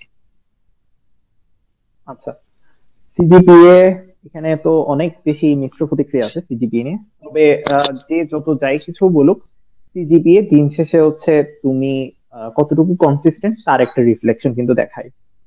ঠিক আছে, তুমি যার সিজিপিএ 3.7 এবং যার 2.7, তাদের মধ্যে আসলে অনেক পার্থক্য আছে। এটা ক্লিয়ারলি যে কেউ দেখলেই বলে দিতে পারবে সে 4 বছর হচ্ছে কনসিস্টেন্টলি কিছু না কিছু কি করছে, পড়ালেখার সাথে ছিল, তার কোনো একটা কিছুর সাথে লেগে থাকার কি আছে, এবিলিটি আছে। 2.7 যে, তার কাছে আসলে কি নাই, সে এবিলিটিটা নাই, এটা স্বাভাবিকভাবেই কথা। সে অন্য কোনো কিছুর সাথে লেগে থাকতে পারে, সে গান বাজনা খেলাধুলা অন্য কিছুর সাথে সে হয়তো বা লেগেছিল, তো সেটার উপর যদি কিছু, বাট পড়ালেখার প্রতি সে লেগে থাকতে পারে, তার এবিলিটি সেটা রিফ্লেক্ট করে না। প্রথম কথা হচ্ছে সেটা সিজিপিএ দেখে যে কোনো কেউ এটা পৃথিবীর যে কোনো জায়গায় যাও না কেন এই জিনিসটা বুঝে যাবে। এখন এর ব্যতিক্রম কি হচ্ছে? এর ব্যতিক্রম হচ্ছে হচ্ছে তোমার পেশন বা তোমার ইন্টারেস্ট। এখন অনেক স্টুডেন্ট আছে যারা আসলে যেমন সায়ন্ত যে কোয়েশ্চেনটা করেছিল যে হচ্ছে বিএসসি কেন দরকার, এই কোয়েশ্চেনটা স্বাভাবিকভাবে আসে আমি যখন ফার্স্ট সেমিস্টারে ম্যাথ পড়তেছি, কেমিস্ট্রি পড়তেছি, ফিজিক্স পড়তেছি, ইংলিশ পড়তেছি, জাস্ট একটা বেসিক ইলেকট্রিক্যাল কোর্স করতেছি আমাদের ত্রিপলিতে। তো সে যখন প্রথমে এসে দেখতেছে যে সে 4টা ডিফারেন্ট সেক্টরের পড়ালেখা করতেছে যেগুলো কোনো ইঞ্জিনিয়ারিং এ না, তখন তার মাথাটা খারাপ হয়ে যায়, কিরে আমি এগুলো কেন পড়তেছি। ঠিক আছে, তো তখন সে ডিপ্রেশনে চলে গিয়ে হয়তো বা তার ওগুলো পড়তে ইচ্ছা করে না। ঠিক আছে, তো ওখান থেকে দেখা যায় হচ্ছে আমাদের অনেকেরই হচ্ছে সিজিপিএ একটু ডাউনের দিকে চলে যায়। তো আহ তাদের ক্ষেত্রে দেখা যায় পরবর্তীতে গিয়ে যখন তারা 5th 6th সেমিস্টার বা এর পরবর্তীতে গিয়ে যখন কোন একটা স্ট্রিমের পড়ালেখা, কোন একটা নির্দিষ্ট ফিল্ডের পড়ালেখা তার ভালো লেগে যাচ্ছে, মনে করো হচ্ছে সিএসসি স্টুডেন্টের ক্ষেত্রে তার ওয়েব ডেভেলপিং কোনো কারণে ভালো লেগে গেল, বা তার গ্রাফিক্স ডিজাইনিং ভালো লাগলো, বা হচ্ছে তার অন্য কোনো একটা ফিল্ড তার পছন্দ হয়ে গেল। ঠিক আছে, কমিউনিকেশন বা আইওটি বা আর্টিফিশিয়াল ইন্টেলিজেন্স, এরকম যে কোনো একটা ফিল্ড, তার মেশিন লার্নিং, ডিপ লার্নিং, যেটাই বড় কোনো একটা ফিল্ডে তার ভালো লেগে গেল, তাহলে যেটাতে তার ভালো লাগলো সে সেটা নিয়ে কাজ করে তখন কি হয়ে যাচ্ছে, শাইন হয়ে যাচ্ছে। আমরা যেগুলো আসলে লো সিজিপি এর কি দেখি, শাইনিং স্টোরি দেখি, তাদের আসলে কোনো একটা ফিল্ডে তারা অনেক বেশি নিজেকে কি করে ফেলছে, স্কিলফুল করে ফেলছে, যার কারণে আসলে তারা ইয়া হচ্ছে। তো সিজিপিএ অবশ্যই ম্যাটার করবে, কারণ হচ্ছে সামগ্রিকভাবে তোমার কি দরকার। তোমার যে কোনো কারো কাছে একটা ভালো ইমপ্রেশন প্রথমে যদি তৈরি করতে চাও তখন অবশ্যই সিজিপিএ ম্যাটার করে। বিশেষ করে হচ্ছে তুমি যখন পিএইচডি করতে আসবা তখন আসলে তোমার সিজিপিএ টা তোমার একটা ভালো রিফ্লেকশন, কারণ সিজিপিএ তোমার 3.7 থাকা মানে তুমি 4 বছর পড়ালেখার সাথে ছিলা, সামনে 4 বছরও তুমি কি করতে পারবা, পড়ালেখার সাথে থাকতে পারবা। কিন্তু যখন 2.7 দেখতেছে তার আসলে সন্দেহ হয়ে যাচ্ছে যে হচ্ছে সে তো 4 বছর পড়ালেখার সাথে ছিল না, সামনে 4 বছর যে সে আমার সাথে পড়ালেখা থাকবে তার নিশ্চয়তাটা আসলে কি। তখন হচ্ছে তাকে কি করতে হবে, তার স্কিল দ্বারা তাকে প্রমাণ করতে হবে যে এমন একটা সে প্রজেক্ট করছে বা এমন কিছু কাজ করছে, এমন কিছু স্কিল সে শোকেস করতে পারছে, যেটা দ্বারা আসলে বোঝা যাচ্ছে সে এই টপিকে যদি তাকে আমি এই স্কিলটা অ্যাপ্লাই করতে দিই তাহলে 4 বছর ধরে সে এই স্কিলটা কি করতে পারবে, অ্যাপ্লাই করতে পারবে। ওরকম দেখলেই আসলে তখন কি করবে, লো সিজিপিএ কে ইয়া করবে। তো লো সিজিপিএ যারা অলরেডি করে ফেলছো তাদের জন্য হচ্ছে এখন স্কিলের দিকে যাইতে হবে, স্কিল ছাড়া তাদের আসলে কোনো অপশন নাই। And যদি কারো কোনো পরিচিত বা নেটওয়ার্কিং এর মাধ্যমে হয়, দ্যাটস ডিফারেন্ট স্টোরি। ওকে, তো যদি হচ্ছে ডিফারেন্ট স্টোরি হয়ে থাকে, মানে কারো মাধ্যমে বা নেটওয়ার্কিং এর মাধ্যমে যদি পেয়ে থাকো, তাহলে তোমার স্কিল বা সিজিপিএ কোনোটাই আসলে কোনোটাই ম্যাটার করে না। কিন্তু যদি হচ্ছে লো সিজিপিএ বাট তোমার কোনো নেটওয়ার্কিং এর মাধ্যমেও তোমার হচ্ছে না, তখন তোমার ম্যাটার করবে হচ্ছে স্কিল। তখন তোমার স্কিল থাকতে হবে কোনো একটা ফিল্ডে, পার্টিকুলার একটা স্কিলে তোমাকে অনেক বেশি বস হয়ে যেতে হবে। তখনই আসলে তুমি এমএস বলো বা পিএইচডি বলো বা যে কোনো জায়গায় তুমি আসলে সাইন করতে পারবা। তোমার মধ্যে স্কিল আছে, তুমি যে কোনো জায়গায় আসলে কি করতে পারবা, সাইন করতে পারবা একটা ফিল্ডে। কিন্তু সামগ্রিকভাবে যদি বলি তাহলে অবশ্যই সিজিপিএ ম্যাটার করবে, বিশেষ করে হায়ার স্টাডির ক্ষেত্রে। কারণ হায়ার স্টাডি মানেই হচ্ছে স্টাডির সাথে তোমাকে লেগে থাকতে হবে, এবং CGPA reflection of your background study. তো তোমার আমি তো বললামই যে আমি যখন পাওয়ার সিস্টেমে পিএইচডি করতেছি, আমার আসলে অনেকগুলো টপিকের সাথে কি করতে হচ্ছে, রিলেট করতে হচ্ছে। আমার কমিউনিকেশন জানতে হচ্ছে, পাওয়ার ইলেকট্রনিক্স জানতে হচ্ছে, ম্যাথ জানতে হচ্ছে, ফিজিক্স জানতে হচ্ছে। তো এগুলো সবগুলো আমি পাইছি কোথা থেকে? বিএসসি থেকে। তো যার বিএসসি তে সিজিপিএ লো, তাকে প্রফেসর আসলে কিভাবে করে মূল্যায়ন করবে? ঠিক আছে। তো সিজিপিএ টা অবশ্যই তাই হচ্ছে ম্যাটার করবে, বিশেষ করে হচ্ছে হায়ার স্টাডির জন্য। কিন্তু চাকরির ক্ষেত্রে বা ইন্ডাস্ট্রিয়াল ফিল্ডে আসলে এটা তেমন একটা ম্যাটার করবে না। তখন হচ্ছে তুমি স্কিল দ্বারাই হচ্ছে কি করে ফেলতে পারবা, সাইন করে ফেলতে পারবা। বুঝতে পারছো? আচ্ছা ভাই, এতক্ষণ তো কেরিয়ার নিয়ে আসলে অনেক কিছু শুনছি। দেন হচ্ছে, এখন হচ্ছে যে যদি ভার্সিটির দিকে আসি, যে হচ্ছে 4 বছরের লাইফে, মানে এটা বলা যায় যে 4 বছর হচ্ছে আমাদের লাইফের অনেক বড় একটা টার্নিং পয়েন্ট। যে 4 বছরে যা করব, দেন হচ্ছে ফিউচার আসলে আমাদের জব সেক্টরটা ওইভাবেই তৈরি করবে। তাহলে যদি আমি বলি যে আপনার দৃষ্টিতে আমাদের ভার্সিটি গুলো কি স্টুডেন্টদের সঠিকভাবে গড়ে তুলতে পারছে, বা আমাদেরও বা কি আসলে ডেভেলপমেন্ট প্রয়োজন? ওকে, সেটার ক্ষেত্রে অবশ্যই আমি এতক্ষণ ধরে যেটা বলতেছিলাম, আমাদের ক্ষেত্রে যেটা দেখা যায়, আমাদের স্কিল বা হ্যান্ডস অন যে এক্সপিরিয়েন্স, সেটা আসলে আমাদের বাংলাদেশে তেমন একটা হয় না। আমি ইউএসএ তে আসলে যেটা দেখে অবাক হয়ে যাই, আমি যে সেমিস্টারে আসলে ল্যাব নিচ্ছি ইলেকট্রোম্যাগনেটিক, সেটা হচ্ছে মনে করো ফিফথ সেমিস্টার, ফিফথ সেমিস্টার বা সিক্স সেমিস্টারের কোর্স, মানে ফিফথ আর সিক্স এর স্টুডেন্ট মিক্স করে এখানে যে ওপেন গ্রেড ব্যবহার করে ওরা নেয়। তো এই স্টুডেন্ট গুলোর প্রত্যেকটা স্টুডেন্টই সিমুলেশন যে সফটওয়্যার গুলো আছে, যেমন হচ্ছে পিএসপাইস, মাল্টিসিম, অর্কেড, ক্যাডেন্স বা হচ্ছে যে ধরনের আমরা সিমুলেশন সফটওয়্যার বলি না কেন, এবং হচ্ছে কোডিং, ম্যাথল্যাবের মধ্যে কোডিং, তারা অনেক বেশি স্ট্রং। প্রত্যেকটা স্টুডেন্টই, তাদেরকে যে কোনো একটা প্রবলেম দাও, তারা আসলে হাতে ক্যালকুলেশন করা খুব কম স্টুডেন্ট পছন্দ করে। এখানে বিশেষ করে আমেরিকান যারা অরিজিনাল, তারা তো আরো কম। তাদের আসলে হাতে ক্যালকুলেশন করতে কোনো কিছু পছন্দ হয় না। তারা সবকিছু কিসে করে, সবকিছু সিমুলেশন টুলসে করে। সবকিছুই হচ্ছে এই ম্যাথল্যাব বা কোন কোডিং এর মাধ্যমে সলভ করবে। তুমি ওকে যে কোনো পাওয়ার সিস্টেমের প্রবলেম দাও, যে কোনো সার্কিট দাও, কমিউনিকেশনের প্রবলেম দাও, কন্ট্রোল সিস্টেমের প্রবলেম দাও, যে প্রবলেমে দাও না কেন, ওরা সবগুলো পছন্দ করে হচ্ছে সিমুলেশন। কারণ ওদের কালচারটা এভাবে করে তৈরি হয়েছে এবং আগে থেকে ওরা এটা করতেছে। এবং তুমি যদি আমাদের ইন্ডাস্ট্রি ফিল্ড গুলো দেখো, আমাদের রিসার্চ ফিল্ড গুলো দেখো, প্রত্যেকটা কিন্তু এখন এস্টাবলিশ হচ্ছে সিমুলেশনের উপর। সবাই যে কোনো একটা কাজ ফিল্ডে করার আগে সিমুলেশন করে, সিমুলেশন করে সেটা আসলে কাজ করতেছে নাকি সেটা দেখে, বা আমার প্রজেক্টটা আগে কোডিং এর মাধ্যমে করে সেটা কাজ করতেছে নাকি দেখে, তারপরে হচ্ছে এটা ইন্ডাস্ট্রিয়াল অ্যাপ্লিকেশনের দিকে যায়। তাহলে হচ্ছে তাদের এই যে হ্যান্ডস অন যে এক্সপিরিয়েন্সটা, সেটা আসলে তাদের ইউনিভার্সিটি থেকে একদম শুরু থেকেই তৈরি হয়ে যাচ্ছে। ওদের 1 to 2 1 এগুলো স্টুডেন্টদের যে সার্কিট ডিজাইনের যে এবিলিটি বা সফটওয়্যার ব্যবহার করার যে এবিলিটি, সেটা আসলে আমাদের বিএসসি স্টুডেন্টদের হয় না। আমি টিচার ছিলাম এবং করোনা কালীন সময় ছিলাম দেখে, আমি করোনাতে যেহেতু আমার শিখে আমার স্টুডেন্টদেরকে করাইতে হয়েছে, তাই আসলে আমার যে পরিমাণ এক্সপিরিয়েন্সটা হয়েছে, সেটা আসলে আমি এখানে এসে দেখলাম হচ্ছে প্রত্যেকটা স্টুডেন্টেরই আছে। আমার যে স্কিল, সেই স্কিলের চেয়ে বেশি স্কিল এখানে প্রত্যেকটা বিএসসি স্টুডেন্টেরই আছে। ঠিক আছে, যেটা বাংলাদেশে একজন, চিন্তা করো যে টপ 3.99 সিজিপি এর একটা স্টুডেন্ট, যে 4 বছর পড়ালেখা করছে, এরপরে সে দুইটা ইউনিভার্সিটি টিচার ছিল, এবং সে সেম সফটওয়্যার গুলো ব্যবহার করে করাইছে। কিন্তু তার যে এবিলিটি, তার চেয়ে এখানে একটা স্টুডেন্টের স্কিলটা মানে হচ্ছে নলেজের দিক থেকে হয়তো বা ওরা আমার থেকে কম হবে, কারণ ওরা এখনো ছোট। কিন্তু হচ্ছে এই হ্যান্ডসন যে ইয়াটা অ্যাপ্লিকেশন, সেটার দিক থেকে কিন্তু তারা অনেক অ্যাডভান্স। ঠিক আছে, তারা মনে করো ওপেম্পের একটা প্রবলেম আসছে, সেটা মনে করো ওরা হাতে সলভ করতে পারতেছে না, আমি ওকে হাতে থিওরিটিক্যালি আমি ওকে সলভ করে দিতে পারতেছি। কিন্তু ও হচ্ছে সেটা কিসে অ্যাপ্লাই করে ফেলতে পারে, সিমুলেশন সফটওয়্যারে সে সেটা অ্যাপ্লাই করে ফেলতে পারে, এবং সেটাকে ডিবাগ করে সেখান থেকে কিন্তু সেই জিনিসটা চাইলে বুঝে নিতে পারে। তো ওদের এই এবিলিটিটা আসলে ওদেরকে অনেক বেশি প্র্যাকটিক্যাল ফিল্ডে আগায় রাখতেছে, এবং ওরা অনেক বেশি স্কিলফুল হয়ে যাচ্ছে, যেটা আসলে আমাদের বাংলাদেশে অনেক বেশি মিসিং।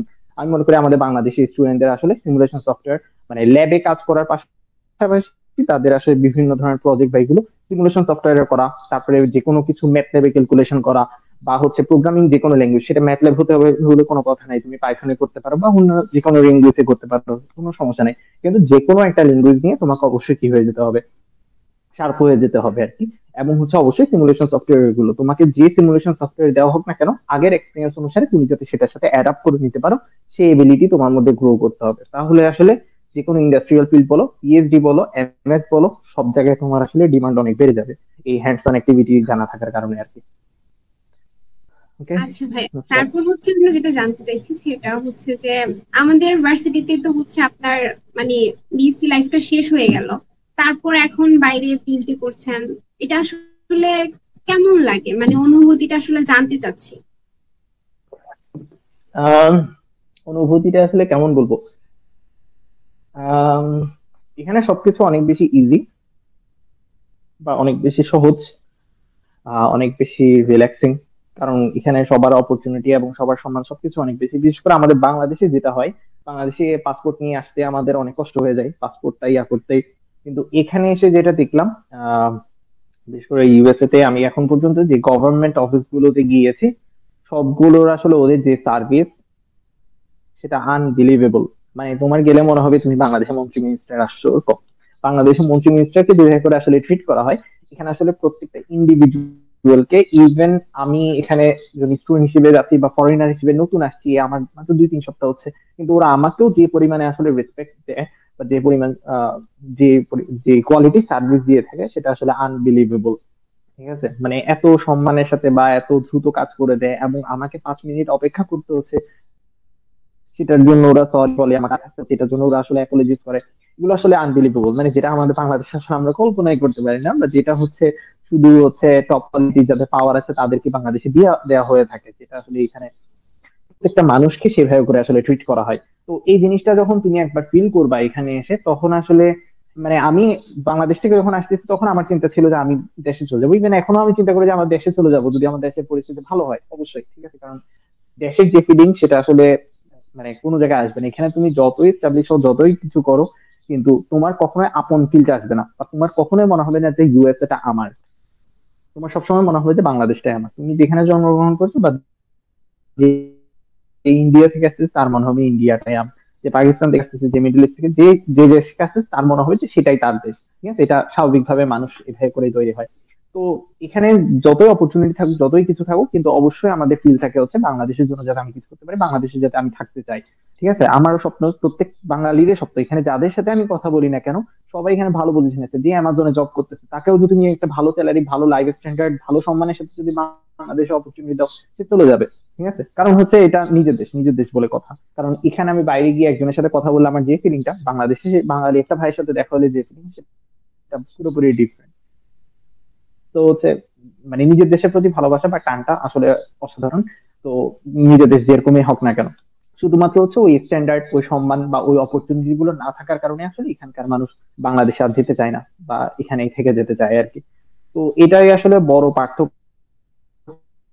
তাছাড়া হচ্ছে সবকিছু এখানে, চিকিৎসা সেবাও বলো, আমাদের বাংলাদেশের চিকিৎসা সেবা যেরকম, এখানে চিকিৎসা সেবা ক্ষেত্রেও যদি চিন্তা করো, প্রত্যেকটা মানুষকে, প্রত্যেকটা ইন্ডিভিজুয়ালকে, আমার ছেলেকে বা আমার ওয়াইফকে, আমাকে যেভাবে করে আসলে ওরা ট্রিটমেন্ট দেয় বা করে, সেটাও আসলে অনেক বেশি মানে আমাদের বাংলাদেশে ওই যেটা বললাম যে শুধু একটা নির্দিষ্ট লেভেলের মানুষকে আসলে ওভাবে করে ট্রিট করে, কিন্তু এখানে প্রত্যেকটা মানুষকে আসলে ওভাবে করে ওরা ট্রিটমেন্টটা দেয়। এবং তাদের অনেস্টি লেভেলও অসাধারণ, যেটা আসলে আমাদের মুসলিমদের হওয়া দরকার, বাঙালিদের হওয়া দরকার। সেই জিনিসটা আসলে এখানে প্রত্যেক মানুষের কাছে আসলে আছে আর কি, সেই অনেস্টিটা। তো সবকিছু মিলাই এখানের টা হচ্ছে ডিফারেন্ট। ওদের আহ শিষ্টাচার, এডুকেশন, সবকিছুই অসাধারণ। যেগুলো আমি মনে করি হচ্ছে মুসলমান হিসেবে আমাদের দেশে বা মুসলিমদের মধ্যে অনেক বেশি থাকার কথা, যে এই জিনিসগুলো, সেগুলো আসলে এখানে প্রত্যেকটা মানুষের কাছে আছে। এখানে ইভেন তুমি যদি বাসে উঠো, ট্রেনে উঠো, এখানে কোনো জায়গায় আসলে টিকিট চেকার নাই, কিন্তু ওরা সবাই টিকিট করে উঠতেছে। ইভেন আমিও টিকিট করে উঠতেছি, আমি টিকিট করে যদি না উঠি কেউ কোনো কিছু দেখবে না। আমি ওয়ালমার্টে শপিং করতে যাচ্ছি, আমি অ্যামাজনের স্টোরে যাচ্ছি, বা হচ্ছে অন্য কোনো টার্গেটে যাচ্ছি, এই ধরনের যে গ্রোসারি সব গুলোতে যাচ্ছি, তুমি সবকিছু জিনিসপত্র নিয়ে তুমি নিজে পে করে বের হয়ে যেতে পারবা, মানে মেশিনে পে করে তুমি বের হয়ে যাবে, কেউ তোমাকে চেকও করবে না। তুমি 10টা আইটেম নিছো, 5টা পে করে বের হয়ে গেছো, কেউ তোমাকে দেখবে না। ঠিক আছে, তো কিন্তু হচ্ছে এখানের মানুষ অতটাই অনেস্ট, এবং তারা সবাই ওই বিশ্বাসটা আছে যে এখানে কেউ আসলে কি করবে না, 2 নম্বরই করবে না, সবাই সেলফ চেকিং দিয়ে রাখছে। সেলফ চেকিং থেকে সবাই নিজেরটা নিজে পে করে বের হয়ে চলে যাচ্ছে, কিন্তু চেকও করতেছে না, কিছু করতেছে না। ঠিক আছে, তো এখানে মানুষের অনেস্টি লেভেল দেখলে আসলে তুমি অবাক হয়ে যাবা। মানে যেটা আসলে আমাদের মুসলিম হিসেবে আমাদের থাকা দরকার। মানে আমার ওয়াইফ বা ওইখানে অনেকেই বলে থাকে যে হচ্ছে এরকম যদি বাঙালিরা পায় পুরো মার্কেট খালি করে দিবে, সেটি হবে না। তো হচ্ছে ওর অবস্থা আর কি। মানে এখানে আসলে সবকিছু, মানে মানুষের কোয়ালিটি বা এডুকেশন, ওদের ব্যাকগ্রাউন্ড সবকিছু আসলে অসাধারণ, যেটা আসলে আমাদের হওয়া দরকার বা আমাদের বাংলাদেশে ওভাবে পরিপূর্ণ হওয়া দরকার ছিল। তো আস্তে আস্তে বাংলাদেশেও হয়ে যাবে ইনশাল্লাহ। যদি এখানকার মানুষদেরকে ওখানে অপরচুনিটি দেওয়া যায় তাহলে তো আরো বেশি সে সম্ভাবনাটা বাড়বে। আচ্ছা, আর কি। আচ্ছা ভাইয়া, যদি বলি যে হচ্ছে আমাদের ভার্সিটি লাইফ তো শেষ, এখন হচ্ছে বাইরে পিএইচডি করছেন। আহ, থাকে না যে ভার্সিটি লাইফটা শেষ করার পরেও যে আমরা অনেক কিছু মিস করি, যেমন আমি আমার কলেজ লাইফের অনেক কিছু আসলে মিস করি। তো আপনার কি মানে এমন কোনো কিছু আছে যেটা আসলে মানে কোন জিনিসটা আসলে অনেক বেশি মিস করেন?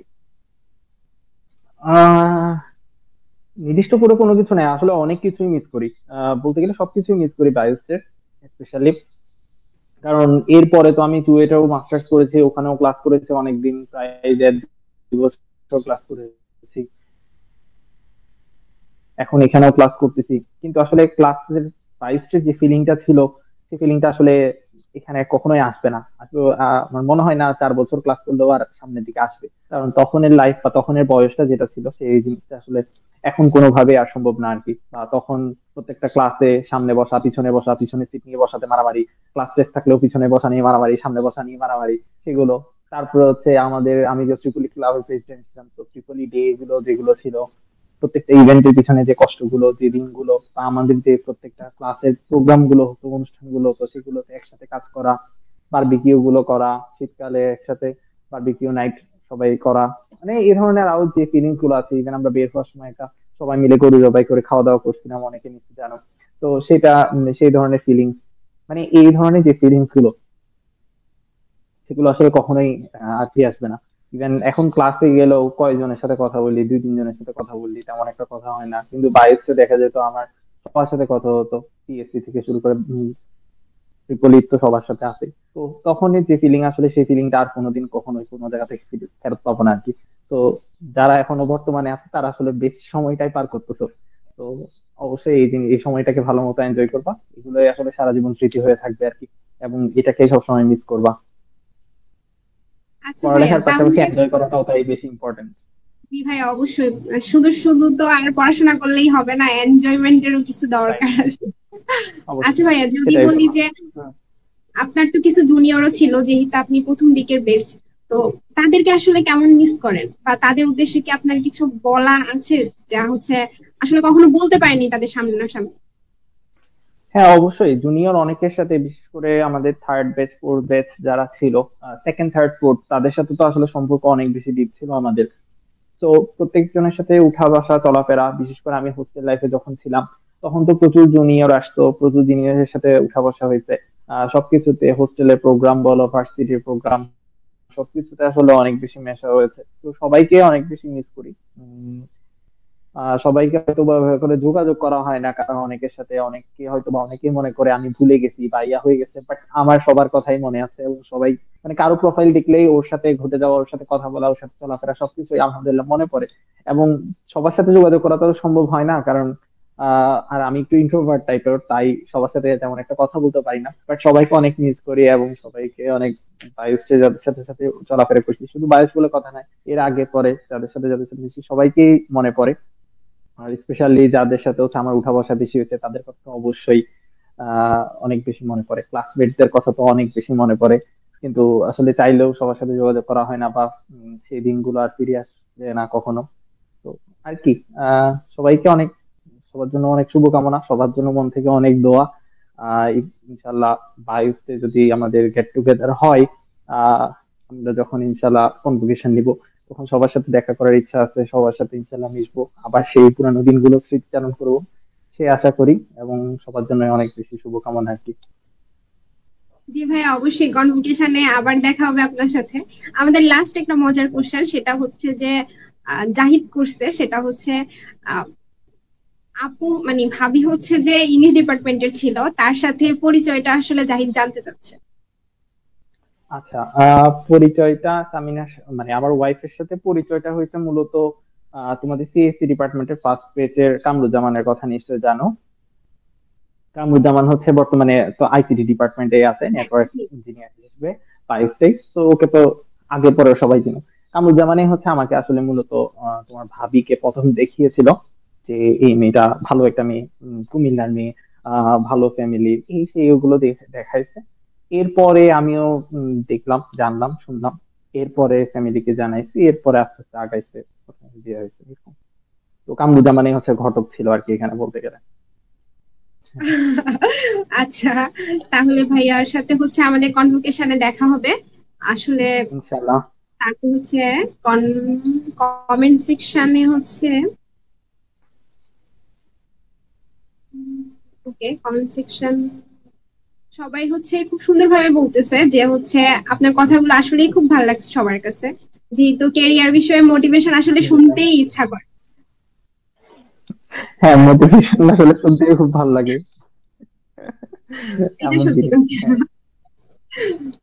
আচ্ছা, আবরার ভাইয়া এবং ভিউয়ার জন্য বলি, উৎসব ঠিক এই জন্যই উৎসব ক্যারিয়ারের জোন গ্রুপ ওপেন করেছে, যেন আচ্ছা আবরার ভাইয়ের নুসরাত, মতো যারা আমি সরকারি তাহলে নুসরাত একটু ওয়েট, আমি কি বিদায় নিয়ে নিবো তাহলে?